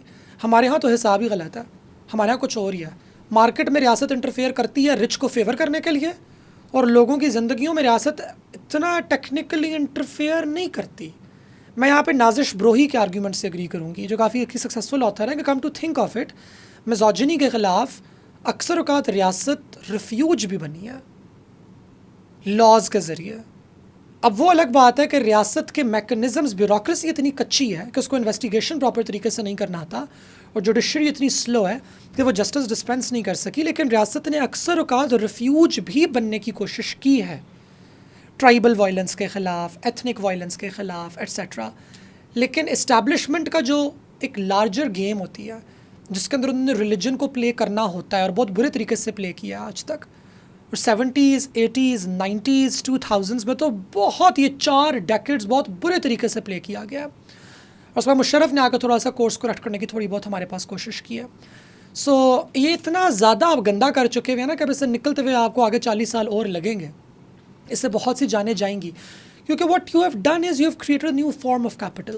It is called religious capital now. अब इसमें आपने posturing करनी है. अब फिज़ा Ali recently she got divorced. Now she wants to come back into media and she wants to become famous. So what is the easiest thing for her to do? Make fake phone calls. And कि मुझे कोई लड़की phone call करे, boyfriend के बारे में बात करे और मैं उसको इस्लाम के ऊपर लेक्चर दूँ एक्टिंग करके. हालांकि अब से 3 महीने पहले तक मेरे ख्याल से वो नाच रही थी कहीं पे, लेकिन उनको बताया गया कि बीबी ये नाच नाच के कूल गर्ल बन के तुम नहीं प्रमोट हो सकती, तुम्हें मजहबी होने की ज़रूरत है. सेम थिंग विद मारिया भी, सेलिंग रिलीजन. सो रिलीजन को हमने कैपिटल में टर्न कर दिया हुआ है और बहुत ये वेपनाइज कर दिया हुआ है हम लोगों ने साथ में इसको. और कि कोई भी इंसान मजहबी होने की झूठी एक्टिंग करे और साथ ही में अपने अपोनेंट के ऊपर गैर मजहबी होने का दावा लगाए. मैं मॉब लिंचिंग पे यार था, जो मॉब लिंचिंग का गेम पाकिस्तान में बना हुआ है. आप मुझे नहीं पसंद है, आपके साथ मेरा कोई कॉन्फ्रंट्रेशन है, कोई कंपटीशन है, कोई रोल है, मैं आपको आग लगाऊँ क्योंकि भाई इस बंदे ने आके कोई कुरान की या किसी और चीज़ की बेहुरमती की है. ये पूरा कल्चर फिर ऐसे ही चलेगा या कोई बेहतरी भी आ सकती है. जिन्होंने स्टार्ट किया था मॉन्स्टर को तो फ्रैंकनस्टाइन ही कंट्रोल कर सकता है ना, वो कैसे कंट्रोल करेगा? जिसने स्टार्ट किया था culture, how is that person going to do it? वो तो पर्सन गया, वो पर्सन तो उड़ गया आमों की पेटियों के साथ. सो मैं ये पर्सनली समझती हूँ कि पाकिस्तान अगर ट्रूली तौर पे ट्रूली हकीकी तौर पे अगर एक जमहूरी मुल्क बनना चाहता है तो हमारे मिलिट्री डिक्टेटर्स की जानिब से लगाए हुए जितने भी कवानीन थे उनको इमीडिएटली सस्पेंड किया जाए और एक पार्लियामेंट्री रिव्यू बिठाया जाए उसके ऊपर. पूरी पार्लियामान उसको रिव्यू करेगी और तब हम आगे चलें. मैं ये नहीं करेगा सारे पॉज हो जाएं, घरों में रोटियां खाना बंद कर दें जब तक वो रिव्यूज़ नहीं होते, मगर that needs to be done. Each and every single amendment made by a dictator, each and every single ordinance passed by a dictator, each and every law passed by the parliament under the dictator needs to be reviewed. Pakistan की अगर पूरी overall 77-80 years से आप almost निकालें 47 अब तक, तो आधा तो डिक्टेटर ही रूल कर चुका है. और जो लॉज बने, पीसीओ जजेस लगे हैं, जो भी मामला हैं, अंडू तो हो नहीं सकते. टेक्निकली कैसे अंडू होंगे? वैसे अभी भी डेमोक्रेसी है पाकिस्तान में वैसे 2024 में. ये तो है नहीं है, लेकिन जानना है ना हमें, बनने को तो सिर्फ 70 साल हुए हैं. अमेरिका में तो अब तक सिविल वॉर हो चुकी है, सिविल वॉर के रिजल्ट में वो कंट्री दोबारा यूनाइट हो चुकी है. पाकिस्तान को थोड़ा सा ये भी तो देना. We are a very young country, we have only been around for 75-76 years. 75-76 years में हमारा इनडायरेक्ट मिलिट्री रूल अभी है, डायरेक्ट मिलिट्री रूल बीच में रह चुका है. सो ट्रूली डेमोक्रेटाइज होना. और अभी भी पाकिस्तान के बेशतर ऐसे हैं जो कि खुद को पाकिस्तानी मानते ही नहीं हैं. वो कह रहे हैं कि हम तो पाकिस्तान से ही बागी हैं, हम एक सेपरेट नेशन स्टेट हैं. तो पाकिस्तान तो अभी ट्रूली फॉर्म ही नहीं हुआ. पाकिस्तान का कैरेक्टर ही अभी तक ट्रूली फॉर्म नहीं हुआ. And a lot of this blame of course goes to our founding fathers. I use the term fathers and not father because they should have had a model. It's ironic that Nehru had a 200-page plan. Engine ahead. और सुनाए. बारिश बहुत प्यारी हो रही है. बारिश के मौसम में पकौड़े और समोसे खाना बहुत अच्छा लगता है. True. लेकिन बस उम्मीद ही कर सकते हैं एक तो बैठ के, लेकिन आई don't know, like I am bit optimistic at the same time bit pessimistic कि क्या बेहतर होगा. बट आपकी बात बिल्कुल सही है. अमेरिका को 2 सेंचुरीज लगे इस प्रोसेस में यहाँ आने में, और पाकिस्तान को 60-70 साल लगे. And a legacy of slavery. That one American president when he tried to undo it, तो पूरी एक सिविल वॉर हो गई. पूरी सिविल वॉर होगी. देखिए अमेरिका का जो ग्लोबल रोल है मैंने उसको काफ़ी क्रिटिसाइज़ किया है, लेकिन अमेरिका ने अपनी स्टेट मेकिंग के लिए भी तो बहुत एफर्ट्स की हुई हैं. हमें ये भी देखना पड़ेगा.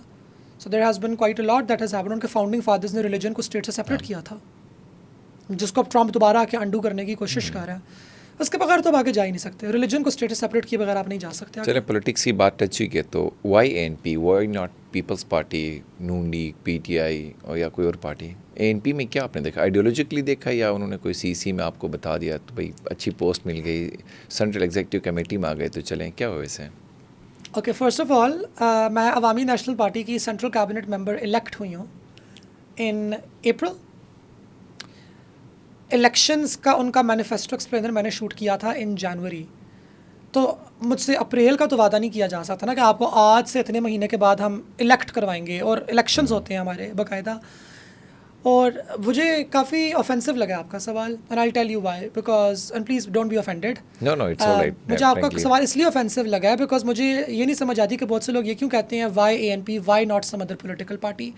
यानी कि आप मुझे इस जवाब के ज़रिए कायल कर रहे हैं कि मैं अवामी नेशनल पार्टी की खूबी कोई बयान ही ना करूं, मैं उसको कंपेयर करूं बाकी सियासी जमातों के साथ और फिर अवामी नेशनल पार्टी की तरफ आऊँ. सबसे पहले तो मैं आपको ये बताना चाहती हूँ कि अवामी नेशनल पार्टी पाकिस्तान की सबसे पुरानी पोलिटिकल पार्टी है. माना कि हमारी ऑफिशियल बर्थडे 1986 में होती है, मगर वो इसलिए होती है बिकॉज भुट्टो साहब उससे पहले नेशनल अवामी पार्टी को बैन कर चुके थे. और नेशनल अवामी पार्टी भी इसलिए बनी थी बिकॉज जिन्ना साहब खुदाई खिदमतगार को 48 में बैन कर चुके थे खुदाई खिदमतगार मूवमेंट को. So we start at the time of the British colonisation. We are the only active political party in Pakistan right now जिसकी हिस्ट्री है कलोनियल रेजिस्टेंस की. Muslim League was friends with the British. ये तो आपकी पाकिस्तान स्टडीज़ की किताब में पढ़ाया जाता है जो 3 नुकात थे उनके. वो क्या थे? Let's be friends with Britishers. That's what it was. Awami national party का उस ज़माने में खुदाई खिदमतगार मूवमेंट थी. हमारा तो ये मंशूर बिल्कुल भी नहीं था. वी टॉक्ड अबाउट खलखा और अखबाल इख्तियार. वी टॉक्ड अबाउट कि हमारा लैंड है, हमारी अथॉरिटी होनी चाहिए इसके ऊपर. We have the capacity to govern ourselves. We do. We have been doing so for the past so many years. Awami national Party हमेशा पाकिस्तान की आवाम के साथ खड़ी रही है हर क्रिटिकल जंक्चर के ऊपर. अगर खान वली खान साहब साइन ना करते 1973 के कॉन्स्टिट्यूशन को तो that constitution wouldn't have existed. So Awami national party के साथ मैं इसलिए हूँ बिकॉज अवामी नेशनल पार्टी का मंशूर बहुत क्लियर है when it comes to economic rights. हम लोग कैपिटलिज्म में बिलीव नहीं करते. हम बिलीव करते हैं कि हमारी रियासत को मैकेनिज़म्स पैदा करने चाहिए कि वो वेलफेयर को, हेल्थ केयर को, एजुकेशन को डिवॉल्व करके डिवॉल्व पॉलिटिकल मैकेनिज़्म के ज़रिए और गारंटीड फाइनेंसिंग के ज़रिए आम आवाम के डोर स्टेप तक पहुँचाए. Awami national Party believes that you should not have to pay a lot और ideally at all to get health care और टू गेट एजुकेशन. जब आपकी जेब से 1 रुपया भी नहीं जा रहा अपने बच्चे की आला मयारी तालीम पे और अपने ख़ानदान के आला मयारी इलाज पे, तो वो पैसा आप लगाएंगे दुकानों पे, कारोबारों पे, आपकी मार्केट्स डेवलप होंगी, इकॉनमी का एक फ़्लो हमारे पास कायम होगा. अवामी नेशनल पार्टी एक प्रोग्रेसिव यानी कि तरक्की पसंद जमात है which is great for a nationalist party because simultaneously हम लोग अपनी एथनिक रूट्स के साथ जुड़े हुए हैं और साथ ही साथ हम लोग तरक्की पसंद हैं. हम ये समझते हैं कि स्कूल्स होने चाहिए, कॉलेजेस होने चाहिए, नए डिसिप्लिन्स होने चाहिए, नई एजुकेशन स्ट्रीम्स होनी चाहिए, इंफ्रास्ट्रक्चर होना चाहिए. हम किसी ट्राइबल फैंटेसी के अंदर नहीं बैठे हुए कि वो आज 100-500 साल पहले हमारे कबीले की औरतें बुर्का डालती थीं और एक ही तंदूर पे जुम्मे के रोज़ जाकर रोटियां लगाती थी, तो आज भी 2024 के अंदर यही होना चाहिए. हम रियासत पाकिस्तान को इसलिए नहीं मानते क्योंकि रियासत पाकिस्तान की बच्चियों को स्कूलों में जाना होता है. सॉरी, पाकिस्तान का उस पूरे एरिया के अंदर, ख़ित्ते के अंदर, पख्तूनख्वा के ख़ित्ते के अंदर पहला लड़कियों का कॉलेज बादशाह खान बाबा ने बनाया था अपने घर के अंदर. सो मैं अवामी नेशनल पार्टी के साथ इसलिए हूँ because we are very clear on the social front, we are very clear on the economic front and we have a philosophy that governs it all. And what is that philosophy? Progressivism. कि हमें तरक्की पसंद होने की ज़रूरत है. Language को preserve करो और सिर्फ पश्तो को नहीं, हिंदको को. Gandhara Hindko preservation board ANP ने बनाया है. चित्राली की करिकुलम की पहली किताबें अवामी नेशनल पार्टी ने तैयार कराई हैं. सो ये this is all of these things. Saraiki की पख्तूनख्वा के अंदर. So these are all the reasons. I mean on top of that, by the way, for everybody also watching at home, Awami national Party does not have a women's wing. We do not have a gender wing. Everybody sits in the main cabinet hall. There is no women. औरतें side पे चली जाएं women's cabinet में और मर्द सारे आके इधर बैठ जाएं. Sorry, we have one singular large cabinet which has been headed by women before as well. तो फिर इतनी लिमिटेड हो के बहुत ज़्यादा KP की हद तक, KP में कुछ डिस्ट्रिक्ट्स क्यों वो इतनी लिमिटेड हो गई? मल्टीपल रीजंस हैं. अब मैं पॉलिटिकल जवाब आपको make it short, I mean non political, reality based बताएं. रियलिटी बेस्ड टॉक शो की तरह अगर हम बात करेंगे तो फिर बहुत जानना चाहिए कि बताएं ना आपको कौन सा वाला मोड चाहिए मेरा. नहीं, रियलिटी वाला मोड बताएं. और मल्टीपल रीजंस हैं. एक सबसे बड़ा रीज़न तो ये है कि NAP के ऊपर जब पाबंदी लगाई गई और उसके बाद अवामी नेशनल पार्टी बनी 1986 के अंदर, तो there was very little that we could do. Sindhi Tehreek हमसे अलग हो चुकी हुई थी. पंजाब बेस्ड जो हमारे पास पार्टीज़ थी वो हमसे अलग हो चुकी हुई थी. BNP बन चुकी थी हमारे पास मेंगल साहब की जॉब है. सो जो रीजनल पार्टीज़ थी वो जुदा हो चुकी हुई थी. तो वो जो एक ग्रैंड नेशनल क्वेश्चन था पाकिस्तान का, जो हम ये समझते थे कि पाकिस्तान मुख्तलिफ़ कौमियतों पर मबनी एक मुमलिकत है और ये इसी थ्रू आगे चलेगी अगर हम लोग डाइवर्सिटी और प्लूरलिज्म को सामने लेकर आए. It was brilliant, right? National Awami party, like Zardari साहब के वालिद साहब हमारे जनरल सेक्रेटरी थे, if I am not mistaken. Punjab से हमारे सदर रह चुके हैं, बंगाल से हमारी रिप्रेजेंटेशन रह चुकी है. So like wow. And now हम लोगों को लगता है कि तो एक नैरो पश्तून नेशनलिज्म वाली पॉलिटिकल पार्टी है. So we were cut down and that is why तब आपकी हमें लिमिटेशन ही आपको नज़र आती है कि we've been forced into that role. But I also, and this is a non political non talk show answer, Aimal Wali Khan जो कि हमारे सेंट्रल प्रेसिडेंट हैं, he is quite clear about this कि we are a pan Pakistan party, हम पूरे पाकिस्तान की नुमाइंदा जमात है, हम सिर्फ पश्तून इलाके की नुमाइंदा जमात नहीं है, विच is why he also has insisted कि हम लोग अवामी नेशनल पार्टी गिलगित बल्तिस्तान और अवामी नेशनल पार्टी आज़ाद जम्मू कश्मीर भी शुरू करें। कि ये क्यों है कि पाकिस्तान के सबसे बड़े 2 मकबूजा कॉन्टेस्टेड खित्ते जो हैं उनके नेशनल क्वेश्चन को हमारी पार्टी में शामिल ही नहीं किया जा रहा। Nice, let's see. चले, बहुत सीरियस डिस्कशन हो गई है, कुछ लाइटर नोट पे इसको ले जाते हैं, फिर उसके बाद एंड कहते हैं। शादी का कोई प्लान है आपका, या फेसबुक के बड़े वायरल आपके थंबनेल्स बनते हैं, किसी मुल्ला ने या किसी शेख ने आपको प्रपोज किए वैसे? अल्लाह, मुझे किया है कुछ शेखों ने प्रपोज, लेकिन जिन शेख बेचारों के थंबनेल बनते हैं उन्होंने मुझे प्रपोज नहीं किया। He is a happily married man और a very loyal man and a very great individual, a very great human being. I deeply admire him and respect him. Contrary to popular perception, I am not an atheist. I have tested atheism, काफ़ी मज़ा आया था कुछ सालों के लिए। फिर मुझे एहसास हो गया था बीच में कि यार मेहरब तुम बहुत ही स्पिरिचुअल हो, तुम्हें ये नहीं, मैं तुम तंग हो रही हो, ये ultra rationalism is not for you. तुम्हें चाहिए होती है ज़रा सी ईसोटेरिसिज्म वगैरह। But regardless, coming back to the point, मेरा शादी का कोई प्लान होने के लिए बंदा होना ज़रूरी है, एंड आई एम सिंगल सो। अच्छा, तो आपका इमीडिएट कोई इस तरह का प्लान नहीं है आपके ऑडियंस के लिए, या कोई बताएं कि मेहरब का क्या प्लान है, कोई इसका? I mean if anybody wants to propose, you are more than welcome to, I don't mind it. मेरी कुछ शराइत हैं, लेकिन अच्छा, मुझे बकरियां बहुत अच्छी लगती हैं, तो मुझे गोट फार्म बना के दे, 4-5 बकरियां दो, एक काली बकरी, एक ब्राउन बकरी, एक वाइट बकरी। पास्चर में रहना उसके बाद? नहीं, पास्चर में मैं नहीं रहूँगी, लेकिन मुझे बकरियां चाहिए, बेशक गाँव में हो लेकिन हो, और मज़े का सा गोट फार्म हो जहाँ अपने मैं दोस्तों को लेकर जा सकूँ और उनको दिखाऊँगा ये देखो मेरी गोट्स। और ये मेरी सबसे बड़ी डिमांड है। I want a man who can buy me goats. I love goats, goats are so cute यार, बकरियों के बच्चे कितने प्यारे होते हैं। सो फार्म हाउस मुझे अच्छा लगता है। दैट आपको फिर नॉर्दर्न साइड मुझसे लंबा हो, and I am 5'10", so at least minimum requirement आपके 6 फीट है? नहीं, मेरी मिनिमम रिक्वायरमेंट इज 5'11". सूफिज्म पे जनरली आते हैं, तो हाउ डू गोट फार्म और 5 फुट 11 इंच के मत से हम लोग आ रहे हैं सूफीज़म नहीं, वो इसीलिए आ रहे हैं ना आप इश्क मजाज के ऊपर। नहीं, आप मजाज के रास्ते के जरिए मेहरब आप बताएं, आप हक तक का रास्ता कैसे तलाश करेंगी, आप इसकी तरफ आना देखें। अब आप पास्चर में भी जा रही हैं, अब आपको गोट्स भी हैं, फॉर्म भी हो गया, तो आप नेचर के करीब जाएंगे। मैं जा रही हूँ। अब अच्छा, आप डीप आउटसाइड से डीप इनसाइड आ रही हैं, इसीलिए सूफिज्म की बात आ गई। नहीं, मुझे एक मॉडर्न अर्बन आर्किटेक्ट, मुझे एक मॉडर्न सस्टेनेबल आर्किटेक्चर वाला घर भी चाहिए, और मैं ये नहीं कह रही कि वो बना के दे, अगर वो बना के दे तो बहुत ही अच्छा होगा, क्योंकि मेरे पैसे बच जाएंगे और मेरी ज़िंदगी से टेंशन उतर जाएगी। लेकिन मैंने छोटी सी डिमांड रखी है, गोट्स होनी चाहिए, and like gift me a car. देख लें बस, आपको इसी पे हम ऑफर करते हैं कि जी भी में हर एक के पास बकरियां भी है, गाय भी है, और पास्चर में भी है, और नेचर के करीब वहाँ पे हर बंदे के पास गाड़ी भी है, क्योंकि एनसीपी गाड़ी वहाँ सस्ती भी होती है, हर बंदे के पास 2-2, 3-3 गाड़ियाँ भी हैं। मसल्स भी होने चाहिए। मसल्स भी होंगे, वो चूँकि काम शाम भी कहते हैं तो बस मसल वाली है। नेचुरल मस्कुलेचर, नहीं जिम वाला। हाँ। अच्छा, this is just me being random and funny. खुदा का वास्ता, ये मेरी क्लिप एडिट होकर निकल जाएगी मुझे पता है, और ये कल को इस्लामी जमीयत तलबा का मंशूर का नंबर 1 हिस्सा होगा, अब उनके इलेक्शन का मैनिफेस्टो का, कि मेहरब ने ये बात कर दी है अली के पॉडकास्ट के ऊपर कि मुझे मसल्स वाला लड़का चाहिए। नहीं, I am neither confirming nor denying my statement. ये पेपर पाकिस्तानी पॉलिटिकल जो एक ड्रामा क्रिएट होता है नेशनल टीवी पे, आपने वही बात कर दी है ना, आप उसको एक्सेप्ट करें ना आप डिनाई करिए। सूफिज्म पे वैसे like how do you see it, like जो प्रैक्टिसेस, अब how do you see it, how do you practice it, और I don't know like overall आप इसको कैसे देखते हैं? You are into Sufism right? No, जिस मौजू पे आपने सवाल पूछा और जिस तरह से आपने सवाल पूछा, ये कुछ मैच नहीं कर रहे आपस में। देखें अभी बस आपने एक बहुत नॉन टेक्निकल रूहानी चीज़ को एक बहुत सेकुलर तरीके से सवाल आपने उठाया, how do you see it. तो सूफीज़म की अगर बात होगी तो फिर तो आँख ही मुख्तलिफ है। अगर आप मुझे देखने वाली आँख की बात करेंगे कि देखने वाली आँख से सूफीज़म को बयान करें, तो फिर तो मैं आपको बोल लूँगी कि रिलीजियस ऑर्थोडॉक्सी का एक और चेहरा, रिलीजन के मनी मेकिंग बिजनेस का एक और चेहरा।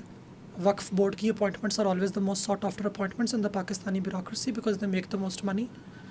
आपके जितने बड़े बड़े पीर बैठे हुए हैं, जो मुर्शद बैठे हुए हैं, जो लीडर्स बैठे हुए हैं शाह महमूद कुरैशी की तरह के, आई होप यू और your children, one of them is in the parliament right now are watching this, but आपके पास वीडियोज़ है शाह महमूद कुरैशी की, लोग आते हैं दुआएं करवाते हैं, उनके हाथ पे चुम्मी देते हैं, फिर उनको 5,000 का और 1,000 का नोट पकड़ा के जाते हैं, and these are poor peasants. How do you justify it? How do you justify it? Disgusting, utterly disgusting, deplorable, कि आपने फ्यूडलिज्म को बेसिकली प्रोटेक्ट करने के लिए आपने उसको एक इस्लामिक लबादा उड़ाया और आपने उसको पीरी फ़कीरी और मुर्शिदी के अंदर आपने उसको छुपा दिया एक तरीके से, और इसको अंडू करने की कोशिश की बहुत से लोगों ने, बिकॉज एंट्रेंच पावर है ना, ये एग्जैक्टली वही वाली चीज़ जो रोमन कैथोलिसिज्म ने की थी, जिसके जवाब पे प्रोटेस्टेंट्स खड़े हुए थे। सो वही वाली चीज़ पाकिस्तान के अंदर भी, अगर मैं इसको टेक्निकल निगाह से अगर आप मुझे देखने की बात करें कि सूफीज़म प्रैक्टिस किस तरीके से होता है पाकिस्तान के अंदर, तो फिर तो मेरा ये जवाब है। अगर आप मुझसे मेरे अंदर पूछते हैं और मुझसे पूछते हैं कि इश्क मौला को या इश्क खुदा को तुम कैसे देखती हो, हकीकी इश्क को तुम कैसे देखती हो, हक़ को तुम कैसे देखती हो, तो वो फिर एक मुख्तलिफ दास्तान और वो एक मुख्तलिफ डिस्कशन है। कैसे देखते हैं आप बताएं। वैसे हक़ की बात आपने की है, तो वैसे आप अपने अंदर कैसे देखते हैं उसको? आई मीन ना होना है, न होना है वाली बात है। डुबोया मुझको होने नहीं, ना होता मैं तो क्या होता वाला कॉन्सेप्ट है। It's the opening at the close, it's the non linearity of time. It's कि अगर आप ज़िंदा हैं और ये दुनिया फ़ानी है और इस दुनिया के बाद आपने दोबारा ज़िंदा होना है, या आप ज़िंदा ही रहेंगे, आपकी रूह ज़िंदा ही रहेगी और इस दुनिया के अंदर आपका हिसाब हो जाएगा, तो आप तो ऑटोमेटिकली इममटीरियलिटी की तरफ आ चुके हैं, राइट? आप ये बात तस्लीम कर चुके हैं कि ज़िंदगी की एक सिर्फ एक मटीरियल एग्जिस्टेंस नहीं है, एक इममटीरियल एग्जिस्टेंस ज़रूर है। और इममटीरियल को मॉडर्न रैशनल अदवार के मुताबिक इंटेंजिबल कहा जाएगा। वो टेंजिबल नहीं है, वो हाथ नहीं आती, इस पर लेबॉर्ट्री का टेस्ट नहीं किया जा सकता, इसको आप डेमोन्स्ट्रेट नहीं कर सकते, आप हाइपोथेसिस टेस्टिंग इसके ऊपर नहीं कर सकते, आप 2 and 2 टेस्टिंग नहीं कर सकते, क्वांटिटेटिव डेटा लेकर टेलिंग नहीं कर सकते आप इसकी, यानी कि ये कहीं और है, ये फिनोमेना कहीं और है। ये कायनात के वजूद का, ख़ुद के वजूद का सवाल उठाना है, ये शऊर का सवाल उठाना है, ये it's the system questioning itself कि अब आपका दिमाग बन चुका है और आपके पास शऊर आ चुका है, तो फिर ये मेरे पास शऊर क्यों है? क्या ये मुझे किसी आला मकसद के लिए दिया गया है? क्या मुझसे खुदा कोई मिशन पूरा करवाना चाहता है? क्या खुदा है? अगर वो है तो कौन है? मुझसे मिलता क्यों नहीं है? यहाँ पे इंसान की अना भी आ जाती है, क्योंकि जब इंसान कहता है कि मैं खुदा को समझता हूँ, तो इंसान अपनी अना का ग़ुलाम है। ये उसकी अना है जो उससे ये जुमला अदा करवा रही है कि मैं खुदा को समझता हूँ, मैंने खुदा को पा लिया। तूने खुदा को नहीं पाया, तू झूठ बोल रहा है। तू ये समझ रहा है कि तूने खुदा को पाया, और तेरे लिए समझना इसलिए ज़रूरी है क्योंकि अगर तू ये नहीं समझेगा तो फिर तू ख़ुद को, अपने लिए, अपनी प्रैक्टिसेस को, अपनी नीयत को जस्टिफाई किस तरीके से करेगा? तो तू अपनी जस्टिफिकेशन को आसान करने के लिए अपने आप से ये झूठ बोलता है, तूने नहीं पाया, तू क़यामत की रोज़ी मिलेगा, मुलाकात तेरी तभी होगी। मिला तो अपने सबसे करीबी महबूब से भी नहीं था, उससे बहुत से पर्दों के पीछे से मुलाकात हुई थी। So it is that. मैं स्पिरिचुअलिज़म को ऐसे देखती हूँ कि एक नेवर एंडिंग जर्नी है। ये इस बात को समझना है कि खुदा के ऊपर, खुदावंद के ऊपर, पर्पज़ के ऊपर, मकसद के ऊपर, इन तमाम चीज़ों के ऊपर आपकी ज़िंदगी का हमेशा एक सवालिया निशान रहेगा, अगर के है तो। बहुत से लोगों का नहीं भी होता, वो बड़ी आम सी ज़िंदगी गुजारते हैं, बहुत अच्छी बात है, लेकिन अगर जो नहीं गुजारते, जिन चीज़ों पर सवालिया निशान उठाते हैं, फिर वो उनके पास एक ही रास्ता है जाने का, और वो रास्ता इज़ विदिन। जाएंगे तो फिर अंदर से ही होके जाएंगे, किसी और के ज़रिए आप होके नहीं जा सकते। दर्द को अगर समझना है तो अपने ही दर्द को देखना होगा, खुशी को समझना है तो अपनी ही खुशी को देखना होगा, कर्ब को देखना है, महसूस करना है तो अपने ही कर्ब को देखना होगा। तो ख़ुद फिर अपनी ज़ात एक रास्ता बन जाती है, और उस रास्ते के ज़रिए आप इन बेशतर सवालात का जवाब तलाश करने की कोशिश करते हैं। वो जवाबात आपको मिलते नहीं हैं, और यहाँ पे फिर दरवेशी आती है। सो I don't think I've answered your question because there is no answer to this question. I enjoy Sufism. अगर आप डिविनिटी को अपने अंदर लोकेट कर सकते हैं ना, अगर आप ये कहते हैं कि जी कायनात का एक मुसव्विर है, तो फिर तो आप भी उसकी मुसव्विर ही हैं। इवन अभी जितनी भी सूफिज़म की बात करें, बाकी रिलीजन, अगर एक रिलीजियस जो चीज़ें सेंटिमेंट्स लोगों की आ रही हैं, या एक रिलीजियस इस तरह एक अप साइड जा रहा है, डाउन साइड जा रहा है, कंपेरिजन की बात करें, तो मौलाना की मैं लास्ट टाइम भी देख रहा था कि जितने भी यूएस के अंदर है, वो मौलाना गुजरे हैं 20th सेंचुरी में। आप ही को लाइक 800-900 साल बाद जाके यूएस के अंदर टॉप हॉट सेलिंग बुक्स मौलाना की हैं। तो सूफिज़म की तरफ लोग शायद बहुत ज़्यादा अभी डीप डाउन, आउटसाइड से डीप डाउन इनसाइड वाला एक ट्रेवल, शायद उनकी जर्नी भी स्टार्ट हो गई। इट्स ब्यूटीफुल, लेकिन ये वाले फैड्स हमेशा आते होते हैं। आज से 20 साल पहले योगा की तरफ आए थे सारे, और हिंदुज़म के अंदर जो कॉन्सेप्ट है उसकी तरफ आए थे कुछ। तो ये तो गोरों का तो है ना, they live in a very material world, they live in a highly capitalistic world. Christianity utterly incredibly modernise हो चुकी हुई है वहाँ पे। तो वो अपनी मटेरियल कंडीशन से, अब देखें ना, आपकी भी एक मटेरियल कंडीशन है और एक आपकी इममटेरियल कंडीशन है। मटेरियल कंडीशन के लिए आपके पास तमाम साजो सामान मौजूद है, अपनी इमटीरियलिटी के लिए आपके पास कुछ भी अपने इर्द गिर्द मौजूद नहीं है, तो आप कहीं पर तो तलाश करोगे, तो उसको तलाश करने के लिए फिर लोग यहाँ पर आते हैं, which I think is an incredible opportunity for tourism. हमारे भी हाथ पे भी हमें भी खड़े कर लेने चाहिए कैपिटलिस्ट सूफीज़, ताकि हम भी गोरों को यहाँ पे अट्रैक्ट करके बुला सकें, उनसे डॉलर चूसें और अपनी इकोनॉमी को बेहतर बनाएं। I mean I can be totally criminal and cruel about it too if I have to think of it from that perspective.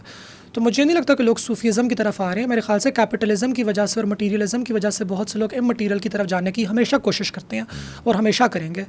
Siddhartha भी अपना सब सारा कुछ छोड़ के तो पहाड़ों के अंदर चल बसा था। और फिर हमारे पास असलम अंसारी साहब ने खूबसूरत सी गौतम का आखिरी आवाज़ लिखी है, जिसमें वो अपने उस कंक्लूजन में पहुँचता है कि मेरे अजीज़ व तमाम दुख है, हयात दुख है, ममात दुख है, ये तमाम महूम कायनात दुख है। तो यानी कि वो फिर एक है कि फिर ये क्या है। वो अपने सवाल के ऊपर आप आते हो कि जो कुछ आपके पास है, जो मटीरियल पोजेशंस आपके पास हैं, जिसके ऊपर आपकी success as an individual as a human being linked थी, और वो पाने के बाद आपको एहसास हो रहा है कि नहीं, मैं अब भी अधूरा हूँ क्योंकि मेरी रूह प्यासी है, मेरी रूह को तलब है किसी चीज़ की, किसी एहसास की, किसी इल्म की, किसी वजदान की। तो फिर उस वजद की तलाश में आप निकलते हो दुनिया में। फिर आप इस सिक्योरिटाइज्ड सैनिटाइज्ड सैनिटी को छोड़ते हो पीछे और आप इंसैनिटी की तलाश में निकलते हो आगे कि मुझे वो जुनून दे कि मेरी तशनगी बुझे।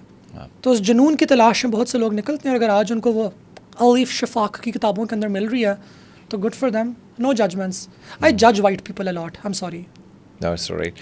Thank you so much for your kind time मेहरब। हम काफ़ी पॉइंट से, काफ़ी डिस्कशन के टॉपिक के, आई डोंट नो 6-8 से लेकर 10-12 टॉपिक्स के बीच समा के आखिर में सूफीज़म में इसको एंड करें। आपका टाइम लिया और आप आई स्पेशली, बहुत शुक्रिया। Thank you so much Ali.